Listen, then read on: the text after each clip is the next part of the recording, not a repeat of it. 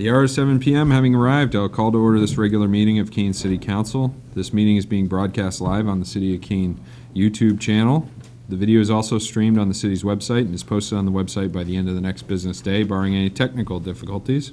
If you'd like to receive an electronic copy of a City Council packet to reference while viewing future broadcasts, please contact the City Clerk's office during regular business hours or go to the city's website and subscribe to the City Meetings email list. The agenda is also accessible from any mobile device. And with that, I'd ask the clerk to please call the roll. Brian J. Lake. Here. Michael J. Remy. Here. Gladys Johnson. Here. Michael Giacomo. Here. Randy L. Filio. Here. Robert C. Williams. Here. Philip M. Jones. Here. Andrew M. Madison. Here. Chris E. Roberts. Here. Raleigh C. Omerod. Bettina A. Chadbourne. Here. Mitchell H. Greenwald. Kate M. Bosley. And Thomas F. Powers. Here.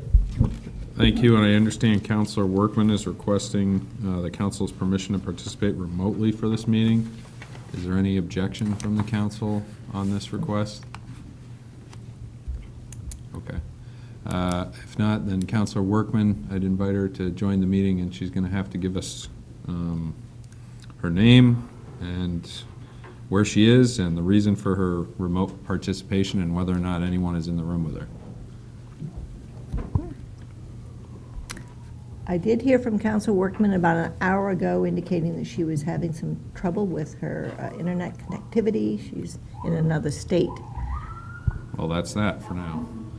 So we'll just move ahead with the agenda, and we'll move to the pledge. Councilor Giacomo, will you please lead us in the pledge?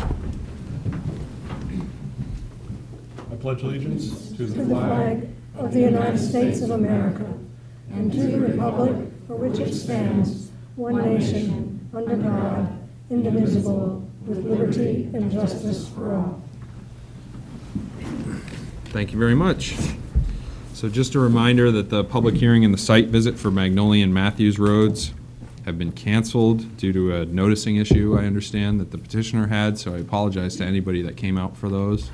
We're going to have to do that at our next meeting, I'm assuming. No, we're waiting for the petition. We're waiting for the petition to resubmit. Okay, so the petitioner is going to resubmit those requests, so keep an eye to your mailbox. You'll be getting another notice for the next meeting. With that, I'd request a motion from Councilor Powers, a second from Councilor Giacomo on the minutes, please. Thank you, Your Honor. I move to accept the minutes from the August 18th, 2022 regular meeting as printed. Second. We have a motion from Councilor Powers, seconded by Councilor Giacomo. Any discussion on the minutes? Seeing none, are you ready for a vote? All those in favor? Opposed? It's unanimous. Brings us to public hearings. Number one, we've got a presentation for the brand design from Guide Studio. We've got our Guide Studio consultant friends in town, and I'd invite Rebecca Landry to join them and kick off this presentation to the council.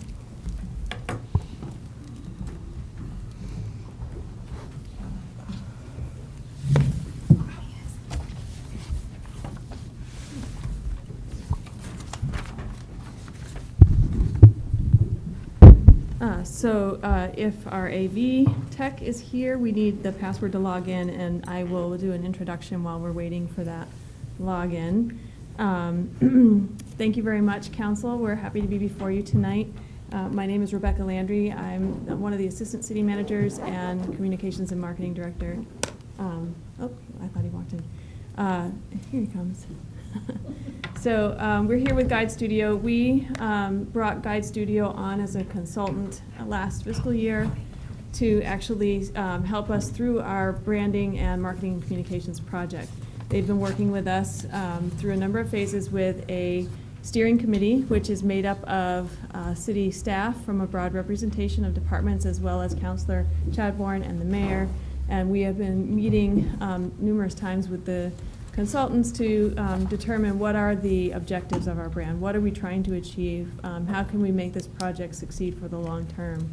And we have also met with a number of stakeholders in the community. You may remember we did a workshop with the council a number of months ago, and they're at the point now where they would like to present their findings and some information about how we're going to move forward. So I'll turn it over to Allison Brunette and Kathy Fromet, did I say that right? Yes. From Guide Studio. Thank you, everybody. Thank you for having us here this evening. So it's always important for us to talk about what do we mean by brand before we get into the presentation. So you understand what it is that we have been working on with all of your representatives over the last couple months. So brand is more than a logo, and I think a lot of people, when they think of brand, that's what they're thinking of. They think we're going to be creating just a logo identity and things that are going to go on various communication materials to identify the city. And that is certainly something that we have worked on and developed. But more important than that is really thinking about and understanding how this brand can be the symbolic embodiment of all the information that is connected to Keene. So it really serves to help create, but most importantly, manage the associations that people have with your city and with your community. Brand is a image management tool, but it also is like a really important decision-making tool for a city, because it is meant to describe who you are, what you can offer people, and how you deliver on those things that you offer. So a lot of the conversations we actually had today with city staff was, what does it mean to deliver the services that we deliver to people, and what are the things that we do to ensure that those services are delivered in a way that are going to build trust and loyalty within the members of the community. So when we started this, we always start by identifying specific objectives that we're going to help work towards during this process. And what was identified in working with the steering committee and stakeholder committees was creating a brand that helps maintain the city's status as a top sustainability city, that is differentiated from the Chamber's regional brand. So I'm sure all of you are aware that the Chamber is conducting their own brand exercise that helps to, helps all to understand how they can support the unified brand. That's both internal and externally. So the stakeholders within your community, but all those that work within the organization. A brand that is supported by a communication plan, meaning we're not just putting something forward and just calling it a day after that point, but truly understanding how you're going to use this moving forward for a variety of purposes, including proactive communication. One that brings uniformity and cohesiveness to the departments, so that people always understand that this is the service that is being delivered by the city of Keene. And that supports the image of Keene as a destination for trail users and as a family-friendly place to live.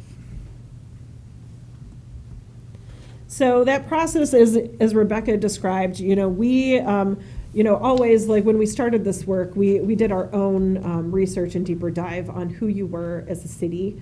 We looked online, news articles, anything that kind of gave us sort of our own high-level understanding of the city, but the biggest part of this was coming into Keene and spending time with your people here, those that work for the city, those that are part of the stakeholders within your community, spending time with all of you, as well as taking tours of the city. All of this gives us an understanding and a level of insight on how you view your own community, so that we can help articulate it and build it into the tools that are going to help with communication and engagement that you seek to have with your members. So from all of those meetings, our job is to take that information and articulate it back to you to ensure that we heard correctly and that we're representing you in the right way. So we do that via a deliverable called a brand platform. So this is just one of the many touch points that we had with the steering committee, sharing what those insights were, what we heard from those meetings, share them back to make sure everybody feels that this is the right representation of who you are. And then we begin translating it into a few, we call it very important story and messaging tools, and I'll talk about those in a moment.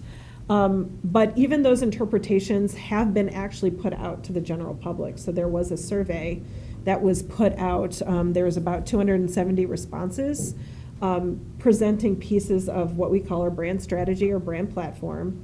so that we could see how people from the community actually felt about some of these statements and some of these things that were said in that interpretation. And then we're back here this week. We actually had a series of meetings today to not only share, with staff what has been going on, but also to get their input on how we are going to move forward with actually implementing this brand. What is this going to mean to communications? What are the tools that need to be put in place to ensure that this is used appropriately moving forward?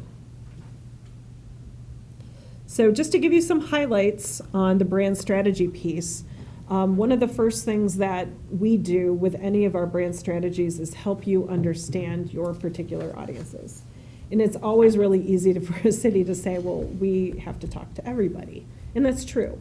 So you have to talk to businesses, you have to talk to residents, potential residents, visitors, like you have that responsibility, but you have to do a little bit deeper dive on who your actual audiences are. What are their motivations? What are their expectations of the relationship that they have with their city and their community? So part of that exercise that we did with all of the groups was to identify who your target audiences are, what their motivations are, what their attitudes are about the city, so that we can help ensure that communications are appropriately targeted and that you are finding those audiences and providing the information that they're often seeking, instead of just trying to say the same things to all the people all at once in hope and pray that everybody is hearing it.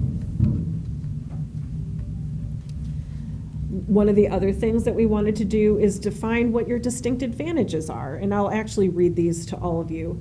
Your distinct advantages, they don't necessarily mean they're the only thing, you're the only person in this area or this region only city in this area in the region that has these advantages, but these are what we call your unique mix of advantages that make you special and different from other communities in the area.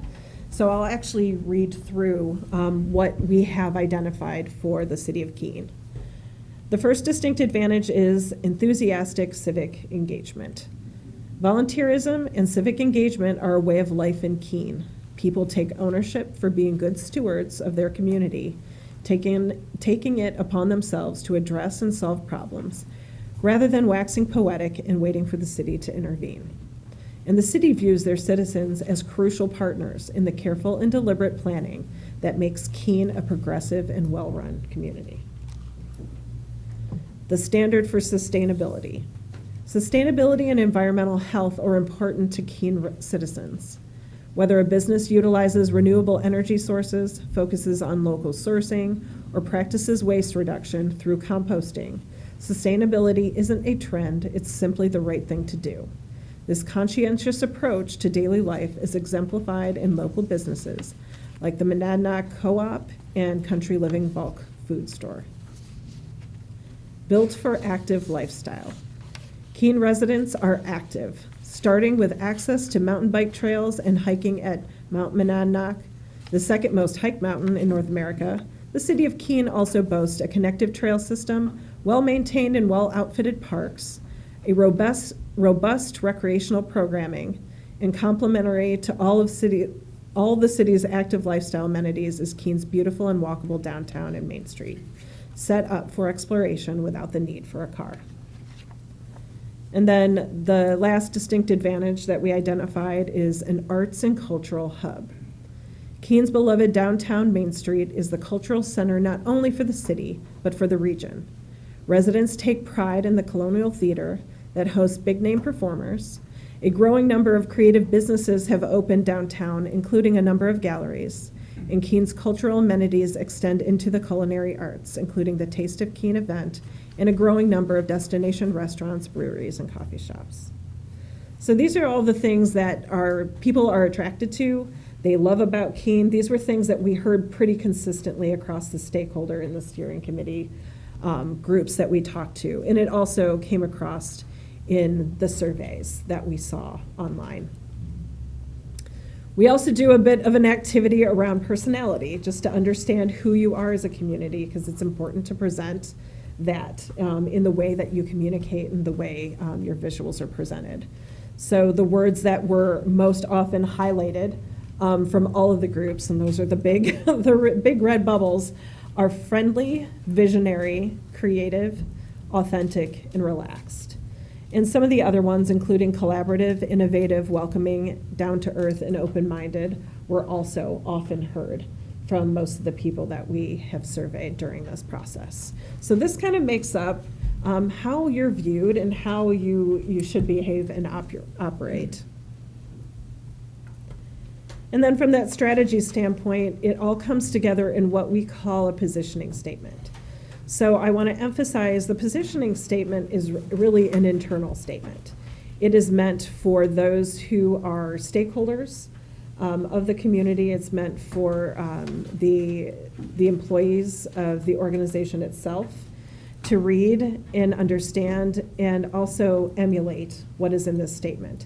It is aspirational, but it also should be steeped in who you actually are, in a realistic foundation for who the city is. So I'll read this to you. Keene is a progressive city with the heart of a town, attracting people who seek to shape their community. We value and practice sustainability, innovative problem solving, and highly collaborative engagement with our residents and businesses, creating a resilient and self-reliant community. Nestled in southwestern New Hampshire's idyllic landscape, Keene features a strong business base, vibrant downtown, and amazing parks and trails built to encourage active lifestyles and experiences, advancing our city as the cultural and economic hub of the Monadnock region. So again, this is a statement, we actually would make the steering committee read this before any time, like any of our meetings, as we were discussing ways to move forward and as we were discussing how the decisions that people were making in terms of any new deliverable that we were presenting. And this all also culminates into a new logo and brand look that is representative of the positioning that we have set in place and how we want, you would want the city to be represented moving forward to be clear and consistent in that presentation. So I'll read the description for this because it's teeny tiny. I see some of you have printouts, but the single initial mark turns Keene K into a clean, simple, bold, and recognizable icon. The positioning of Keene on its side, as well as the dimensional arrow that is formed by the point of the K, speaks to Keene as an active hub in the Monadnock region. The arrow represents the city's progressive nature, movement, active lifestyle, and innovative spirit. The type is simple, clean, bold, and friendly, with a color palette that is both vibrant and connected to the earth. Being so simple, it allows for creative executions beyond the main mark. Parks, trails, and sustainability are represented in the primary color iteration, but the full brand palette allows for additional colors to be used. The key words were active, creative, welcoming, collaborative, innovative, and vibrant.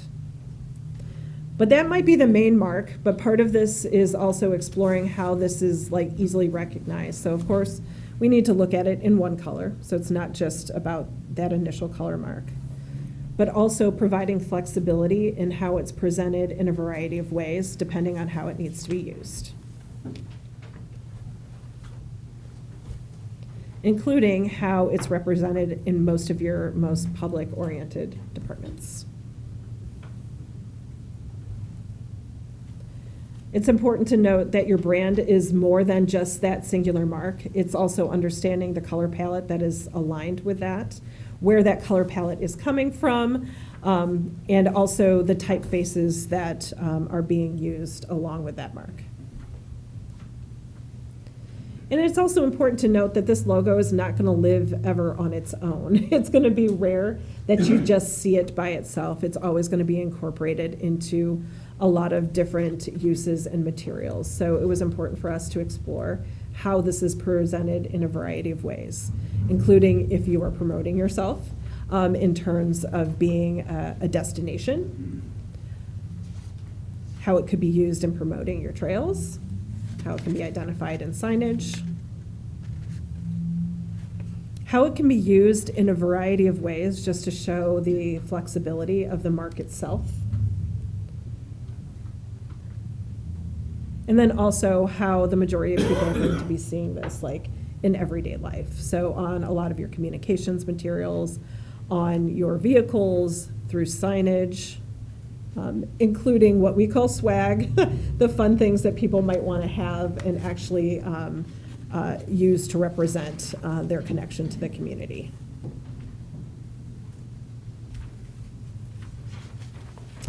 So do I have any questions? Yes. Thank you very much, and I appreciate the work that you have done. How did you, I mean, I listened, I heard what you said, but how did you end up with the angles? I understand where you're coming from, but how did you vote on this?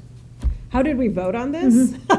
Well, there was actually, we presented, I believe there were 5 initial logos. So there were a variety of logos that were presented to the steering committee.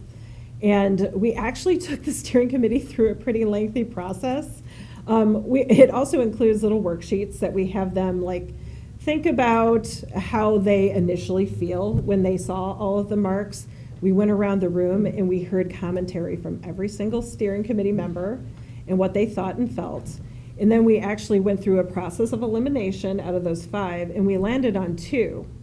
We went back, we did some additional development work on those 2.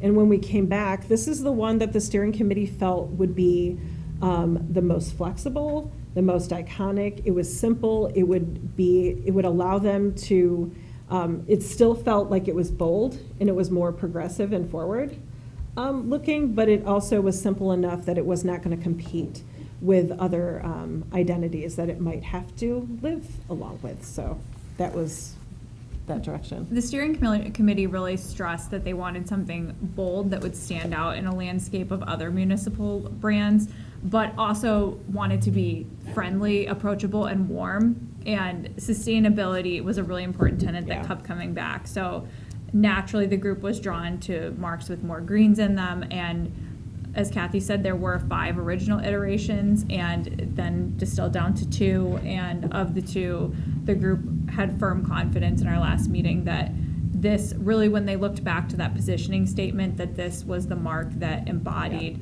that kind of promise of who the city serves and what message it hopes to embody and deliver on in the community. Thank you for bringing that up, because that is also part of the decision-making process.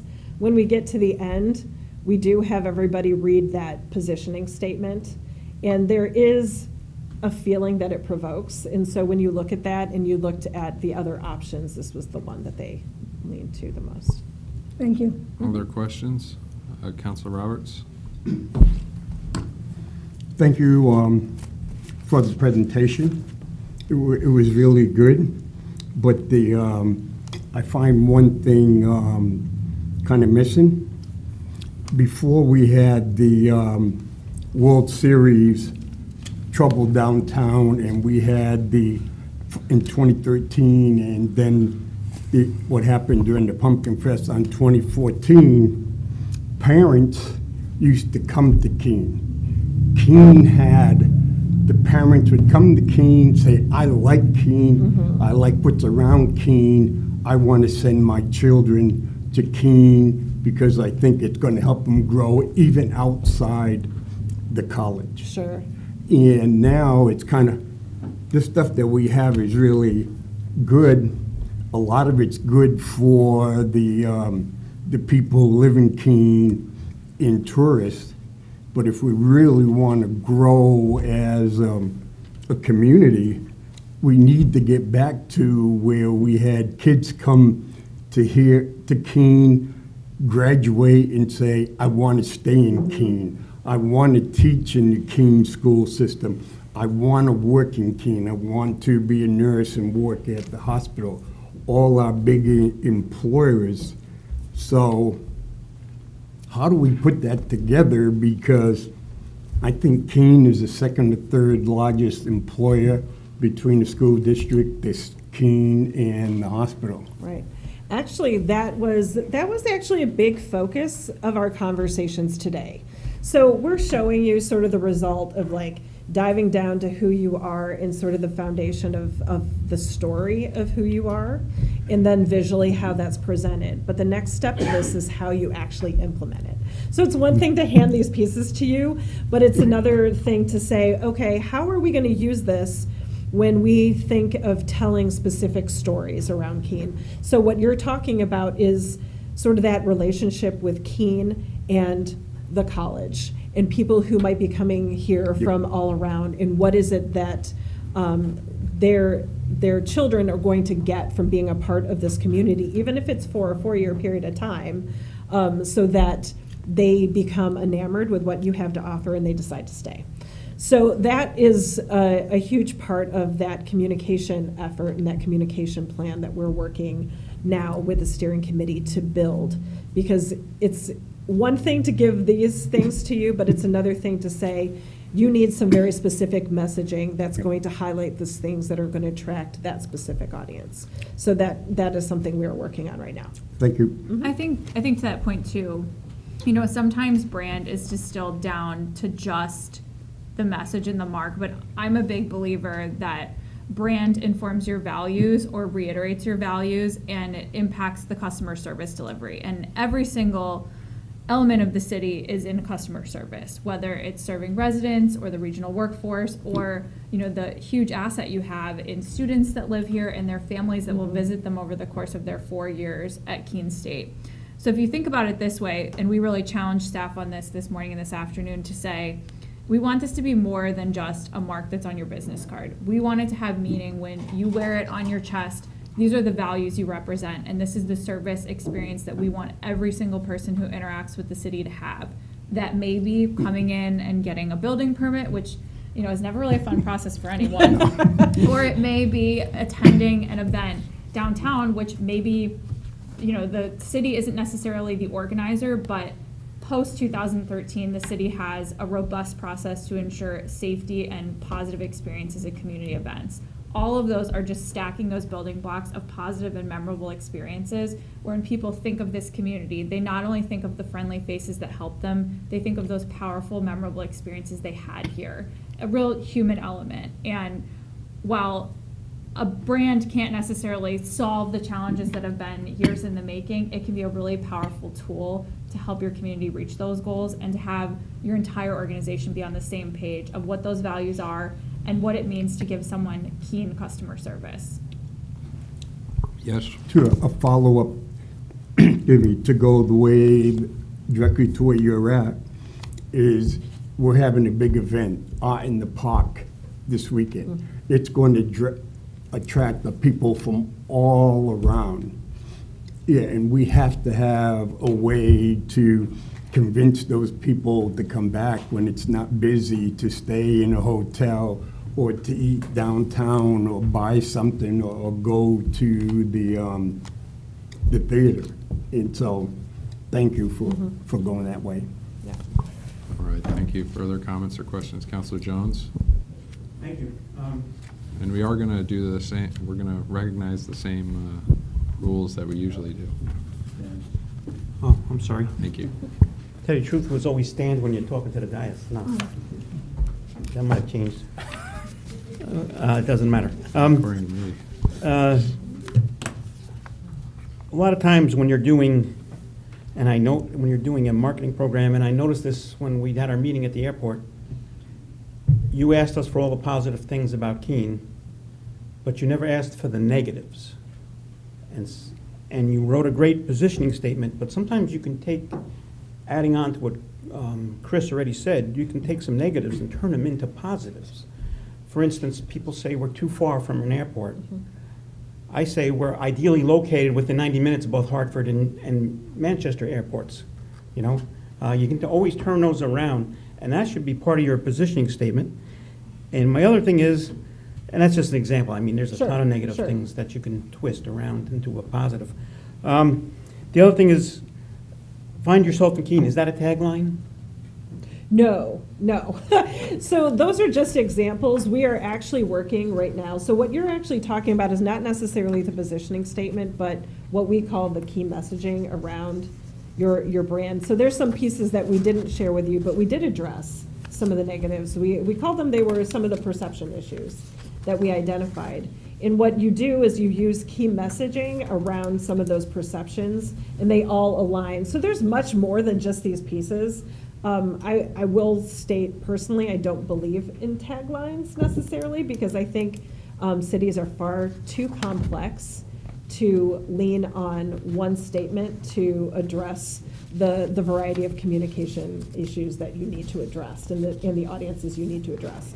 So really, part of our effort coming back today is to identify the key messages that are going to help talk about some of these specific things, including some of those perception issues that we identified when you're actually speaking to those specific audiences. And I think you're right about the taglines.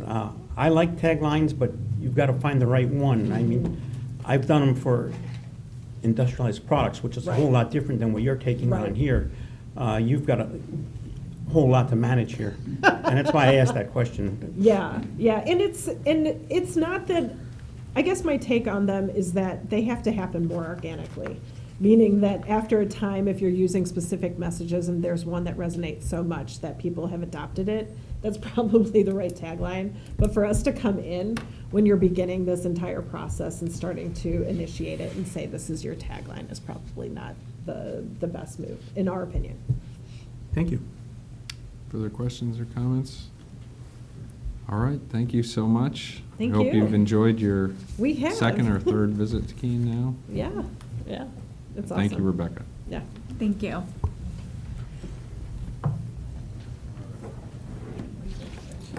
So moving along to the next item on our agenda, we have a public hearing. Will the clerk please read the notice of the hearing? Notice is hereby given that a public hearing will be held to consider ordinance O-2022-09A, which has been submitted by the City of Keene Community Development Department.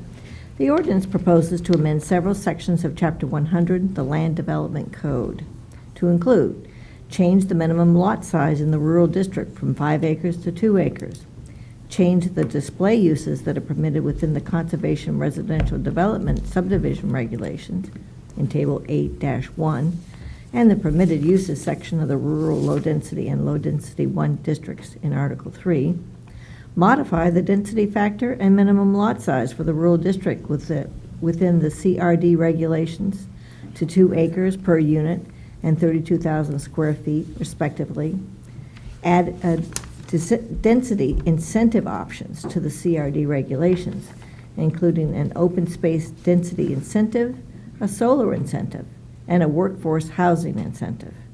Modify the permitted uses within the CRD regulations for the rural district and the low-density 1 district to include multi-family dwellings with limitations. Remove the requirement to submit a yield analysis plan. And finally, add additional submittal and filing requirements for CRD applications in Article 25. This is per order of the mayor and councils of the City of Keene. It was on the 18th day of August, 2022. Thank you very much. So we're going to get a brief presentation on this from members of the planning department. Thank you. Good evening. My name is Mary Brenner, Senior Planner, and I'm joined today by Jesse Rounds, the Community Development Director. And we're here to provide just a high-level overview of this ordinance, but before we dive into the details, we wanted to provide you with a little bit of context of where this ordinance is coming from. So this ordinance is part of a larger initiative to modernize and streamline city regulations. And that came out of the 2010 Comprehensive Master Plan. The top strategy or implementation strategy within the master plan was to rewrite the city's land use and zoning regulations to proactively achieve our community's goals. So the first step in that effort was the Land Development Code project, which many of you are probably familiar with. That was a multi-year effort. And actually the Land Development Code went into effect 1 year ago today. So that was a major step in that process. And so that effort, again, it was a multi-year project to update, modernize, streamline our regulations and put them all into one document called the Land Development Code. And as part of that, a major focus was on the downtown. So we spent a lot of time trying to figure out what the boundaries of the downtown are, We completely overhauled the zoning in the downtown and established form-based codes. And all of this was done to really try to promote more development in the downtown. For example, building heights were increased to 85 feet or 7 stories. The area where no parking is required was expanded. So again, these were really meant to encourage development, including housing development. However, as part of this effort, the Land Development Code, we mostly left the districts outside of the downtown untouched. So since the Land Development Code was adopted and went into effect, staff have been reviewing the zoning districts outside of the downtown to identify opportunities to modernize our code and promote our community's goals, particularly those related to housing due to the ongoing housing crisis. So that's just a little bit of the context for where this ordinance came from. I'm just going to, at a really high level, go over what we're proposing to do with this ordinance. So the first change is we're proposing to reduce the minimum lot size in the rural district from 5 acres to 2 acres. That's the only dimensional change that we're proposing, so we're not proposing to change any of the existing setbacks, frontage, minimum lot width at the building line, so all of those would stay as they are. We're just proposing to change the minimum lot size from 5 acres to 2 acres. Then within the Conservation Residential Development Subdivision Regulations, which from here on out I will refer to as CRD, we're proposing to change the density factor in the rural district to 2 acres per unit to be consistent with the proposed change in the lot size. And we're also proposing to change the minimum lot size within CRD to 32,000 square feet. In addition, we're proposing to add 3 density incentive options to the CRD regulations. The first one is an open space density incentive to promote more open space, more conservation, a solar incentive to promote renewable energy, and finally a workforce housing incentive to promote workforce housing. The next change is to, we're proposing to modify the permitted uses within the CRD regulations for specifically the rural district and the low density district to permit triplexes only in the instance where a workforce housing incentive is being requested. So specifically, we would be allowing multifamily dwellings with limitations, and the limitation is that they would be limited to 3 units, and they would only be allowed in conjunction with a workforce housing density incentive. And then finally, we're also proposing to add additional submittal and filing requirements for CRD applications that include a request for one of those density incentives. In addition, staff, as we were going through these regulations, we identified a couple of errors. So these are just unintentional errors that were made when we did the Land Development Code update, and so we're proposing to fix those with this ordinance. The first one is making sure that we're displaying any of the uses that are permitted within the CRD regulations in our zoning ordinance as well. So specifically, that would be amending Table 8-1, which is the permitted principal uses by zoning district, and the permitted uses section of the rural, low density, and low density 1 districts in Article 3. And then finally, removing the requirement to submit a yield analysis plan as part of a CRD application.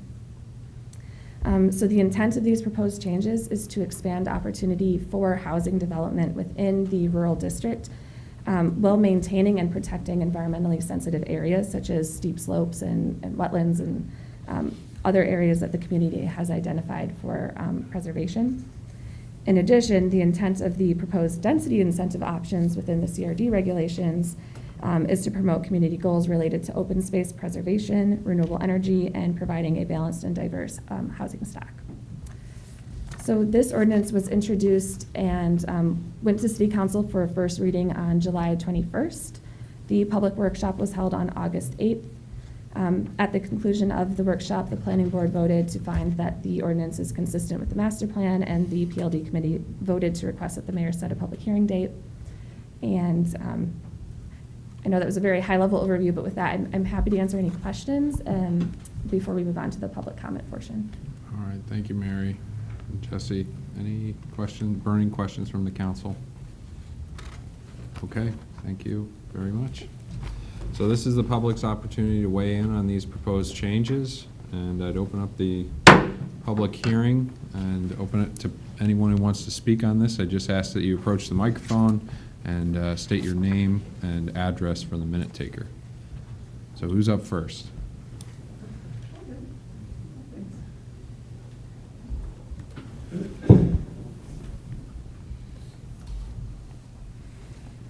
Good evening.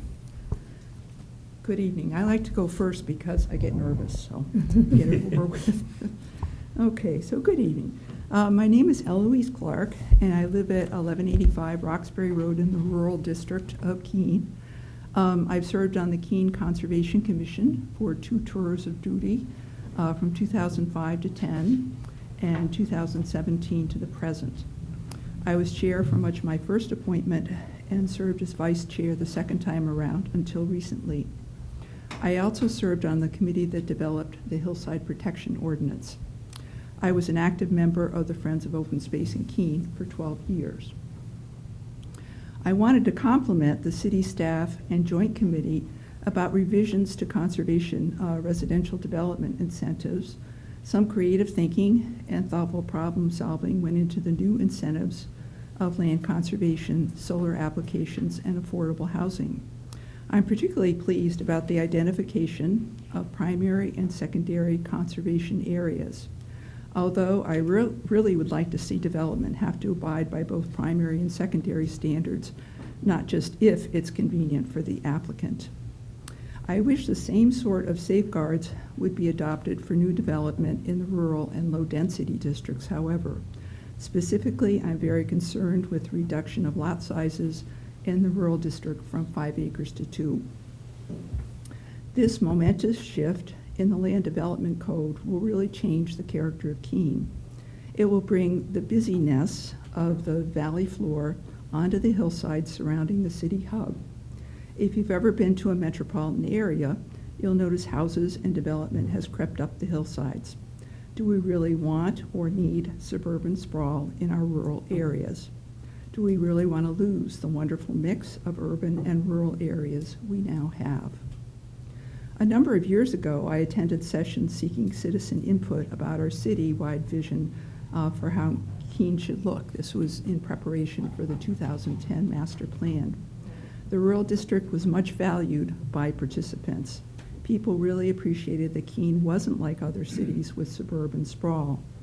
Why are we suddenly veering toward this, what I would call radical new vision for the city?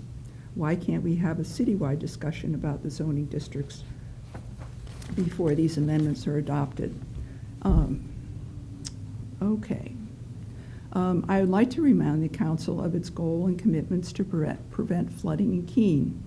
I call forested hillsides and wetlands the natural infrastructure. They are the best protections Keene has from flooding of the valley floor. Do we really want development on our hillsides? I understand the urge to solve a pressing social problem, namely affordable housing, but I do not think development on the hillsides is a rational idea. These amendments allow 2-acre lots to be prohibited from development only if the slopes are greater than 25%. Slopes less than 25% could be developed with up to 20% of each lot covered with impermeable surface. 50% remains open space. Presumably, the other 30% holds the septic system. It seems requirements for hookup to city water and sewer have been eliminated altogether, unlike in the previous requirements. For those who don't know, impermeable surfaces in the form of driveways, parking areas, and buildings shed water when it rains. This increases the runoff that flows downhill. We know trees slow the flow. Some percolates into the soil or accumulates in vernal pools or other wetlands. But in intense storm events, the water gushes downhill. Soil is eroded and floodwater accumulates at the bottom of the bowl, namely the valley floor of populated Keene. Furthermore, parcels that are grandfathered in, as the expression goes, do not even have to abide by the Hillside Protection Ordinance adopted in 2009 or the Surface Water Protection Ordinance of 2014, if the property was owned prior to those dates. What protections will be in place for that land? Not many. For new owners, how long will it be before they ask for exemptions? And how often are exemptions granted? I believe the environmental quality of Keene will suffer as a result of this ambitious plan. Furthermore, what will this mean to the taxpayers of the rural district? Will we see an increase in taxes because we now have developable land? For example, if a property owner has 200 feet of road frontage, Will they be taxed as having 3 developable lots plus their own home? That's an extremely important question that needs to be answered before these amendments are adopted. Is one of these goals of these revisions to force landowners in the rural district to sell land because of increased land value and taxes? This outcome would be a rude surprise to many of us in the rural district. To the city councilors, let's slow this process down and answer a few questions first. Number 1, what would the changes in property valuation should these amendments be adopted for property owners in the rural district be? How many 2-acre lots would actually be able to be developed given the modest environmental protections that are proposed? And 3, most importantly, how do we really want our city to be? What do we want our city to look like in 20 or 30 years? The drumbeat of affordable housing is strong right now, just as concerns with flooding have been. While affordable housing is a laudable goal, I question whether this edict will achieve that. And I want to caution the City Council to be careful what you wish for. Unintended consequences are a definite possibility if these amendments are adopted. Thank you for listening. Thank you, Eloise.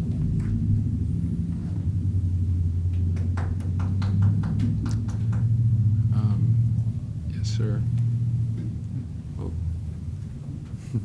You'll be next. Sorry, I jumped up. Evening, Mayor Hansel, Council. Evening. Thanks for having me here. My name's Ed Haas. I live at 114 Jordan Road. I want to speak in opposition to this amendment. I have no experience in planning. Great regard for the work that goes into these things. The planning board and the town planners have done a great job of putting this all together. I can imagine how difficult it is. I also know that there's always a lot of decisions along the way in developing any kind of plan there, and there are little things that might turn on a 55-45 judgment of which way to go with one or the other. So what I'm expressing is just my opinion. I have no experience in planning. I was a property engineer in insurance business, still am. And the work that the planners do is tremendous. But my experience with 2-acre lots, the minute you go to that kind of zoning, you're inviting the development of McMansions. And a 2-acre lot is ideal for that, even with the setback requirements. Developers I've seen where they come in and they'll build those loopy roads that come around so you can get the frontage. You can get the frontage you need, and you get the lot span that you need, but and you can meet your frontage, and then you'll still have too many houses that you thought might have been in that space whatsoever. So I don't know how you would control this to be spread out over the rural districts rather than just going to the outskirts, immediately going to the developable lots on the outskirts of the rural district. That could be problematic as those other areas of forest are eaten up. The credits for solar and conservation areas, that's great, except that creates so much more pressure on a lot. As we give credits for more units and more occupancy, it's going to increase the demands for the utilities, for septic, for wells, for runoff. Runoff is probably the biggest of all of that. As far as where it goes, it might be handled well on the site and designed well on the site, but it has to go downstream. And downstream capabilities of handling the runoff are not always what they might be from the original design. Solar. Solar is great. I have a solar array. I love it. The biggest factor in solar is the trees. So you're on a 2-acre lot. The trees are going to be everywhere. You can cut the trees down, you can make space for that, but I don't know how well solar will work on 2-acre lots in a forested area on hillsides as we have. The idea of developing more affordable housing and workforce housing, absolutely, we have to do that. And as the population in 20 years might double, might triple, and there'll be huge pressure on the rural districts to become more involved in growth and development. And we may have the houses up and down the hillsides. That's fine if our population grows that way. But in the meantime, the focus of density development in the CBD and in the surrounding areas, grow the density out from there. Let's get that built up. Let's make the interior of Keene the desirable place to be and live and grow, and look to creating affordable housing by creating market affordable units, not by artificially imposing income limitations, 30% rules, things like that, because those type of rules are so full of complication. People will drive legal trucks through them in the future that we can't anticipate. And I know it's difficult to write these laws and difficult to administer it, but keep it simple. And if anything, we should separate these things. There's affordable housing, and then there's rezoning the lots. The third idea of giving credits for how you develop those lots, for the conservation, be it solar, that's good, but that's going to create many complications in how this can be administered and what developers will come in and look to. So I think that's it. Appreciate the opportunity. Good luck. Thank you. Thank you, Mr. Haas. Yes, sir.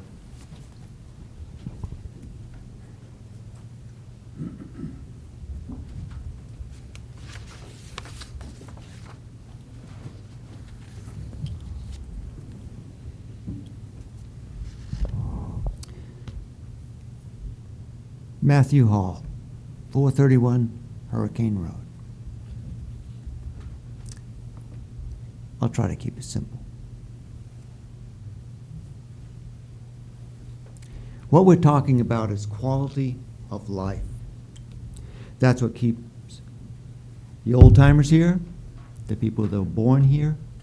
That's what attracts newcomers who have helped us a lot. It would seem selfish if just the people in the rural districts were to benefit from this. Or if just the people in rural districts benefited from continuing the way we are with low density and few houses in the rural district. However, I can tell you that I happen to observe what happens on the road. I see a lot of mountain bikers, road bikers, runners, walkers. Now it's e-bikes. They love this road. Motorcycles like to tour through grandly. Sunday drivers enjoy it. Now, I did not hear in the previous information anything about the actual road frontage that would be permitted. I thought I read 50 feet. Picture some of these areas with the sufficient acreage, a driveway every 50 feet, long and skinny, opening up. Picture that on Peg Shop Road, Jordan Road, Hurricane Road, Langley Road, all of these roads. Do you think that additional traffic flow is going to be friendly to the pedestrians and bicyclists? Traffic goes too fast already. We used to average about one car off the road at my house a year. Don't now because we managed to get a sign put up. But now it's creeping up again. So the whole community benefits. The joggers will be kind of shocked, especially if they're running like a lot of them do before work in the dark, after work in the dark, and a steady stream of cars. Bicyclists the same. The local cycle club, bicycle club. So I think the whole community can benefit by having a road which is a safety valve for downtown pressures. Otherwise, all these people would be in the downtown neighborhoods doing their cycling, their running, There's a lot of people that use these roads.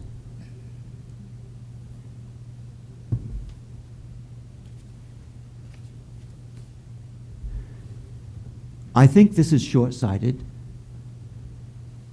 I think some of us older people and our heirs could cash out and walk away, and the people that stay can take care of the mess.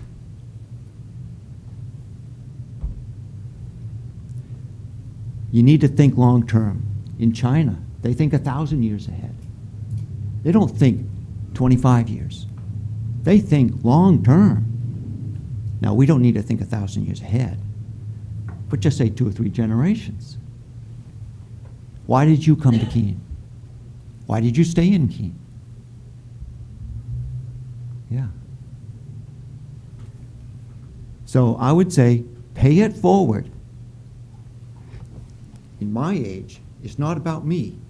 It's about the next generation and the next generation. I won't be here to have to put up with it.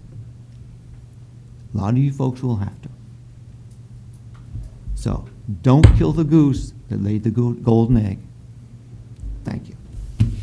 Thank you, Mr. Oh, by the way, Hall. is it 50 feet road frontage? I believe it is. It is. Think about that. Thank you. Yes, Peter.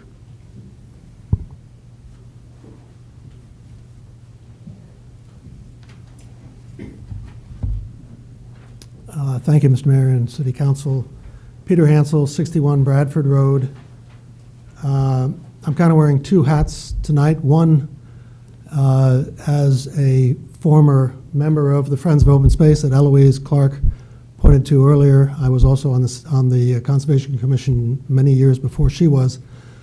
But when we were formulating the Friends of Open Space about a little less than 20 years ago, we had full support of the city. The city manager was one of our members initially.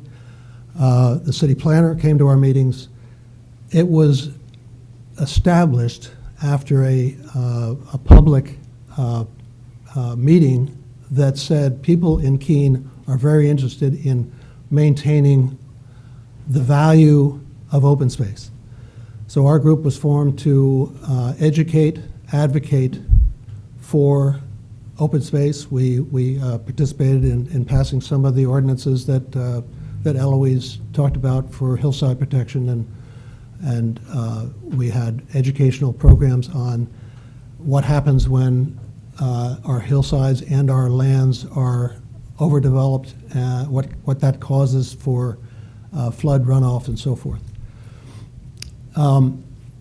So our group has disbanded.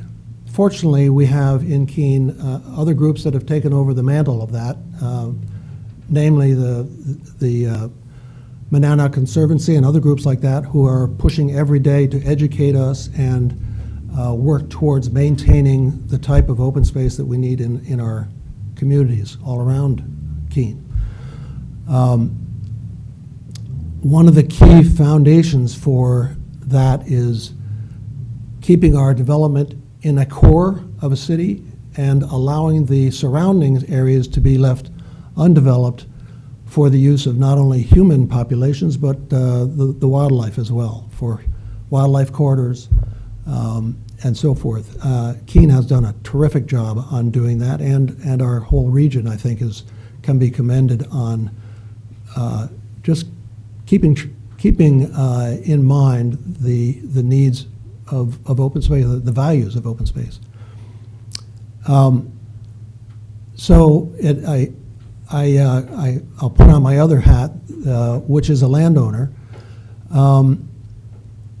and we have on Hurricane Road about 150 acres of rural land. It would be great to develop that into a bunch of houses. We would be, we would certainly profit by that. But I don't think it would be good for that area of Keene or for Keene in general to see that kind of intense development. Also, I'm reminded that back in 2001, I think it was, this city council, with the help of the planning department at that time, created a new zone, LD1, which applied to, at that time, the property that was at once Ellis Farm. That was the only area in Keene that was designated that zone. But it opens, in my view, it might open up a way to allow the type of increased growth that you're looking for without infringing on the open space that we value. LD1 is a little bit different from the low density in that it's a little bit less dense than low density. It allows for, if I've got it's a 1 acre lot size with 100-foot frontage if it has no water or sewer. If it has water and sewer, it's roughly 20,000 square feet, a minimum lot size, with a frontage of 75 feet. So you're sort of compromising between the low density and rural with that zone. I don't know. I want to say, first of all, that I applaud the actions, the efforts of the planning department and what they've done to revise our master planning process, and I think they have done a commendable job. The only thing I disagree with is the changing of the rural zone from 5 to 2 acres. I think I'm correct in that the 5 acres would still apply if there is no water and sewer. Am I? No. Okay. So that would apply across the board, whether there's water or sewer on that site. That's Okay. right. I just want to get clarified on that. And the frontage, as has been mentioned before, will be down to 50 feet. Curious that the LD1 requires a frontage of 100 feet. That's a more dense zone than rural, and yet it requires a frontage of 100 feet as opposed to 50 feet. I know there are reasons for that difference, but I think it's something that needs to be addressed. So I guess to summarize my position on this, I think that we need to consider open space in Keene as a virtue and a value that we need to protect. Yes, the zone was changed 30 or so years ago from 2 acres to 5 acres. There was a reason for that, but I don't think the reasons for that have changed. And for us to be a little bit short-sighted and say, okay, we need more development, let's put it in the rural zone, I think we can do more by developing the LD1 zones or others within the core of the city and accomplish the same objectives in more intense, low, affordable housing. Thank you. Thank you, Mr. Hansel. Yes, Tad?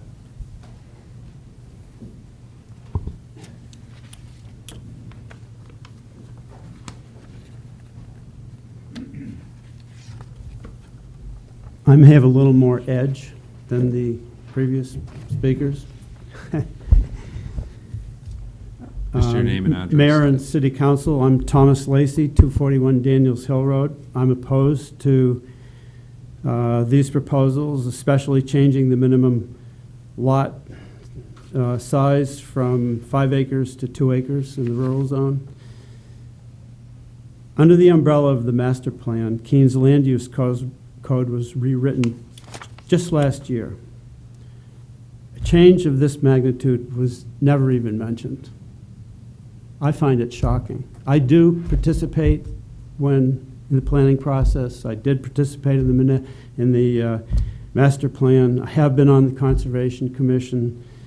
I have been on the assessing board. This proposal encourages sprawl. As I've been around the city, one of the primary themes always, right up until this moment, has been avoid sprawl. This proposal encourages sprawl. Saturating the rural zone with housing and ignoring open space is not in the spirit of the master plan, which clearly calls for a balance between open space and other land uses. This proposal is creating suburbia. When somebody says something like that, a statement like that, sounds like an exaggeration, but in this case, it is not. This actually mimics what used to be called a PUD, or Planned Unit Development. 2 acres is not real open space. It's a big residential yard. Every time you drive along now, any road in the rural zone, and you see a patch of open space, whether woods or field, think house, because it's vulnerable. All you need is 50 feet of frontage. Excuse me. In fact, it's bad enough so that you can actually, in this proposal, you can start stacking lots, one behind the other. You could have one in front and then run a driveway and one in back. Have stacked two acre lots on 4 acres. In the meetings thus far on this proposal, only one board member involved with this proposal has alluded to the importance of open space to the city. That's shocking to me. And where's everybody else been? 5 acre zoning, which people want to erase, is very common in New Hampshire and is not a barrier to home ownership, as the city staff and others have represented. In fact, it's often the attraction. It provides traditional farm forest use and landscape, cluster open space, wildlife habitat, wildlife corridors, water infiltration and storage, and yes, the backdrop, which attracts folks from other regions to come to our area and frequent our hotels, motels, restaurants, and other businesses, and contributes to the local economy. Now, the subject of taxes. I'll preface it by saying part of my professional life in real estate, sold a lot of land. It was kind of my niche. And I think I have a pretty good handle on how to look at a piece of land and how to value it. This zoning proposal should be titled The Property Tax Hike of 2022. This proposal provides a new avenue for folks having properties between 4 and 10 acres to have their taxes ratchet up. These folks can't enroll in the current use program like properties over 10 acres can. Current use provides an open space assessment rather than a development potential assessment. Current use assessment was instituted in 1973 as a fair way to provide relief from exactly the pressures which this proposal will impose. If you have the potential for a house lot, your taxes are going up, period. The same person who the city staff has touted as having the opportunity to sell 2 acre lots is the same person whose taxes are going up. They will have the same tax burden which somebody in the same immediate neighborhood having 10 acres will not have. Citywide property taxes will go up due to increased demands for education, fire protection, law enforcement, emergency services, and increased road maintenance, often 4 or 5 miles from the center of town. It's a very unpredictable time. This is the time to stick with the plan. That's why we have one. It is not up to the city to think it can jigger natural economic forces and serve up development on a silver platter. There are subdivisions, both active and in the pipeline, and there is not a shortage of land suitable for housing in either the low density or rural zones. Workforce housing incentives should be inside the existing municipal infrastructure. This proposal should not move forward. If recent house sales are any indication, accelerating the number of lots in the rural zone will only add to the disparity between those who can afford new housing and those who unfortunately cannot. And by the way, a reminder, I'll close by saying, open space runs at a profit. Residential development runs at a deficit. People should think about that. Thank you. Thank you, Mr. Lacy. Yes, sir.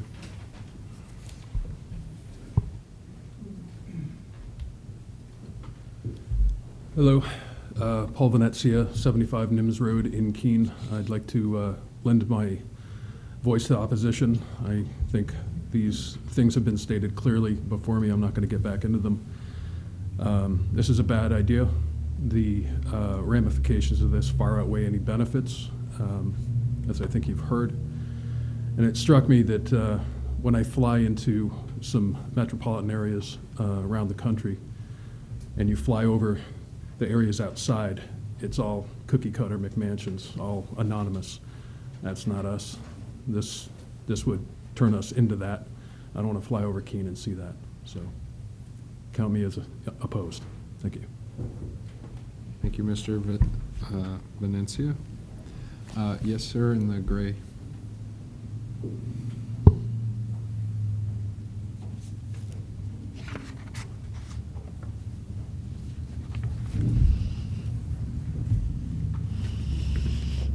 Good evening. I'm Gary Weirwine. Never been here before. I live on Hurricane Road. I've stayed out of political kinds of things in the community. Have a lot of respect for those who have taken on the mantle of government over the years. Haven't felt a need to stick my oar in that water. I want to thank whoever did the work to get us here, but I oppose it, particularly on the bringing the 5 down to 2. And I agree with a lot of the things that the other people have said already. But what I want to say is I want to talk about vision. I didn't hear very much about vision. There's a concern about education, for example. Where are we going to get the money for the education? We all know the answer to that. This development is not going to solve that problem. What's going to happen about climate change? Has anybody looked at climate change in relationship to this seriously? And looked at the 25-year to 50-year time frame and where that water is going to run in those time frames. Has anybody done that? Do you know? I didn't think so. I think the environmental impact will be significant. Just watch the news. You'll see. And I think it was in 1938, there was a hurricane here, down Hurricane Brook. That's why I got called Hurricane. That's my understanding. I wasn't born here, so I'm not sure about that one. That is to say that Keene is not free of those kinds of environmental threats. We are just as vulnerable as any other place, but we don't know how the environment's going to play all this stuff out. And let us remember that the problems we have exist because we created them. We can do something to change that. I hope we will. Another wild idea that I haven't heard anybody talk about is really I'm a little nervous about this. is about the bike paths. I live near the bike path. I use the bike paths. I love them. I don't want to change them. However, just this past week in the paper, there was a wonderful picture about the Troy Mill. Why? And they want to make that a place for people to live. If we really want to do something that kind of goes into the future, what would it be like to help Troy or get in an apartmentship with Troy or some of the other communities around here, the small communities that have old dying buildings that need help and repair, and have old mills that need some fixing up and repair, there people can live. There people can live. And my fantasy would be that those communities would benefit, as well as Keene would benefit, and as well as the land would benefit from these kinds of things. And as far as transportation is concerned, if you think about electric vehicles, there are many styles of electric vehicles. Then zip down to Troy, zip down to Winchester, zip up to Walpole, and do very little harm to the damage if even just using the current bike paths, but not eliminating them. But those two could be married together in a way that everybody benefits, more people benefits. Two more things that I want to just mention. Now, this is cynical, and I'm angry about it. Taxes. The taxes are for education in this state.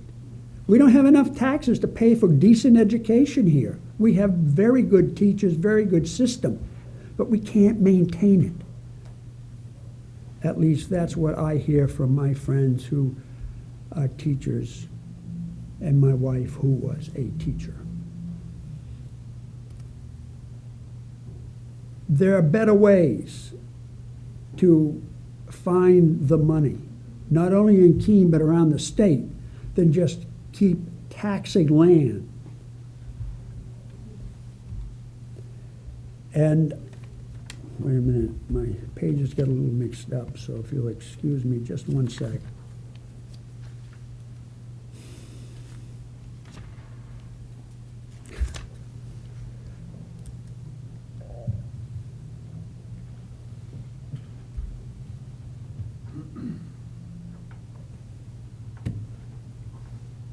Finally,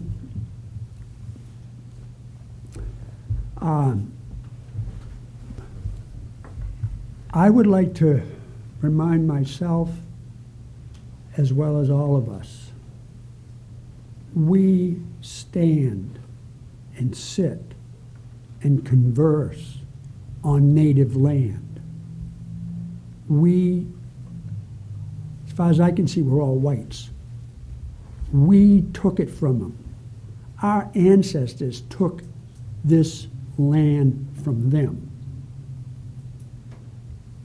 And I would like to suggest that rather than take more land from them, that we try to figure out some ways to give back. And I'm speaking about more than just popping at signs posts saying around walkways that we buy. I think that's important. But we have to give back to the earth. It cannot sustain us the way we are treating it. Thank you very much. Thank you very much, Mr. Warewine. Yeah, in the back. Markey.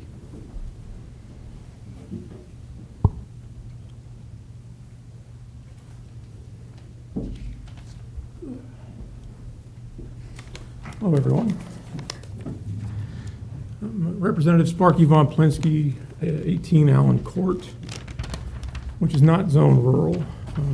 I honestly had to look up where it was zoned, but I represent Keene's Ward 4 for a few more weeks, and I am also the chair of the Conservation Commission, though I do not speak on their behalf tonight. I just wanted to quickly voice my opposition to specifically the 5 down to 2 acres. I'm actually quite a big fan of the CRD idea, but the way I look at this, reducing the lot size is something like putting a Band-Aid on somebody's cheek after they've broken both their legs. It makes you look like you're doing something, but it doesn't really accomplish anything. And it's worse than that, though, because it's like putting that Band-Aid on with super glue. We're going to be stuck with the decisions that are made here for generations, long past any of our lifetimes.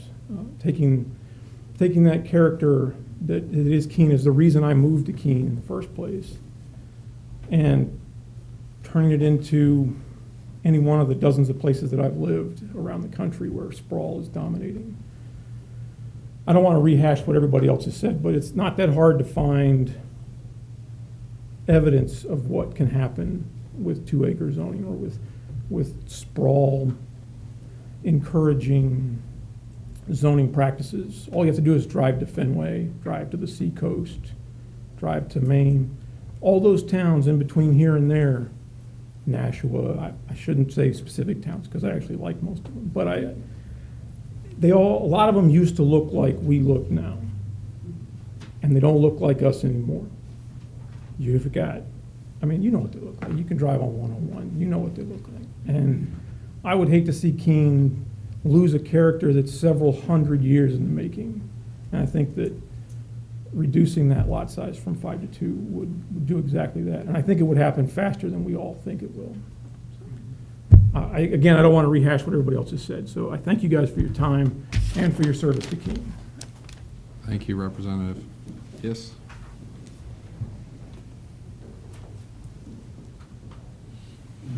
Honorable Mayor, City Councilors, first of all, thank you so much for all the work you do. I know something about it, having been on the council, as many of you know. Also, having been on the planning board, on the zoning board, serving as a liaison to the Conservation Commission and a number of other boards. First thing I'd like to say is that, yes, I'm a NIMBY. I'm here because I'm concerned about the land I live on. I've lived in this city for 37 years, the last 5 of those years up at 446 Hurricane Road. My name is Nathaniel Stout.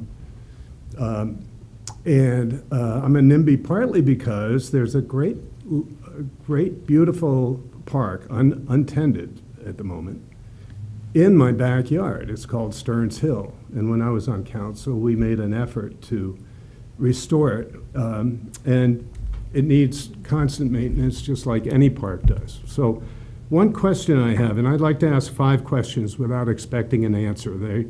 They're more than rhetorical. They really deserve answering. But I wouldn't expect to have those answered right now.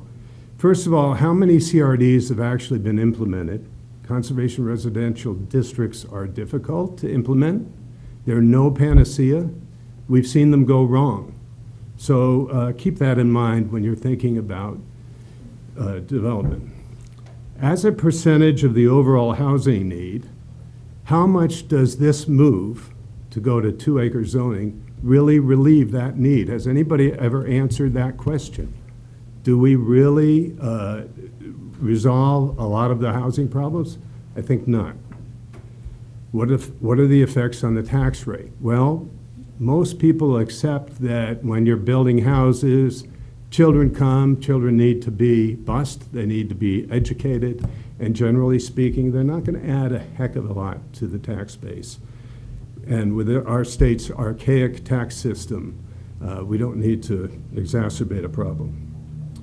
And what's the method of change? By that I mean, are we going to change to 2-acre zoning overnight and just announce to the city? So I was involved quite a lot with the master plan. And I was on the steering committee and proposed the original suggestion. We spent 2 years on that master plan, easily. And there have been many ordinances that have required years, not months, not weeks, but years to figure out.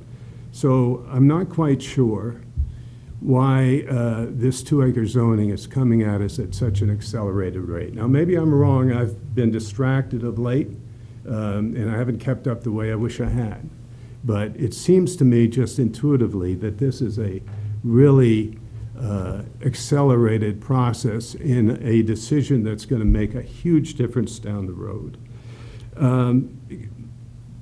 As a landowner, I will say that Sharon, my wife, and I have been pinching ourselves for the last 5 years because we are so in love with where we live. And I think that it's greedy that I should say that, but I also feel that that love is felt by people who drive through our neighborhood. That neighborhood, by the way, you've heard from several of my my great neighbors. That neighborhood is full of joggers, bicyclists, any number of walkers, any number of people who enjoy it on a daily basis, except when they walk by our house and Millie decides to announce that she is guarding the house, which is highly obnoxious, I'm totally aware. So you pass this 2-acre zoning, and we are, obviously, to live there, we have some means, but there are compelling needs if taxes are increased. We don't know what's going to happen with taxes, so I won't go down that road. But I suspect that a 2-acre zoning is going to change taxes for people who live in the rural zone. So I can see myself being compelled to subdivide the land I own, which is 7.5 acres, mostly on the brook in the ravine, but developable to some degree, being compelled to develop because of the new regulations. I don't recall in the master plan what I would perceive to be a disregard for the increase of impermeable land that would occur in the case where you're developing 2 acres versus 5. And you don't have to drive far to see that some new houses are paved till the cows come home, and then their roofing, their footprint is enormous as well. Bear with me one sec here. I don't see the proverbial effect of allowing somebody to move into a 2-acre lot, how that alleviates workforce housing. I just don't see where that really adds up.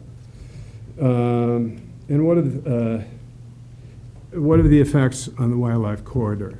I know I'm privileged, and I will say right now that I enjoy very much hearing the owls at night. I have been home and walked out with the raging clouds and the full moon and the howling coyotes. It's wonderful, wonderful to be there. It's wonderful to be in this city as I have been for 37 years. And I thank my lucky stars, not only for Hurricane Road, but for Keene. And as many of you know, I have a deep love for the city.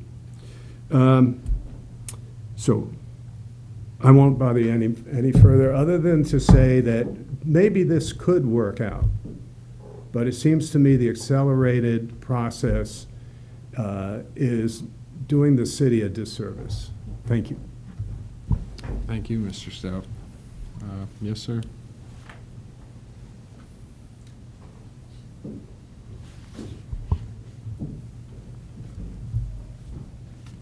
Thank you for having this meeting. I'm Gary Tochterman, 74 Nims Road. Till about 10 days ago, this was not on my radar screen at all. So I wasn't thinking about it until I saw what was in the paper. And so I came tonight to learn more about it and see what people thought about it. But over this last 10 days, I'm on my property on Nims Road, small road, only about 8 houses, and I'm thinking, wow, what's going to happen on this road? I haven't even given consideration to the whole city and all of these other things that folks here tonight have considered. So I'll be thinking about it more as we go forward, but the message I have, given the little thought, is I hope the council will be very deliberative and on this and not move forward too quickly, because there sounds like there could be a lot of ramifications. We heard some of them tonight. Maybe others will come up with some others. And I hope we just don't go too quickly with this. Thank you. Thank you, Mr. Tuckerman. I saw somebody over here. Yes, sir.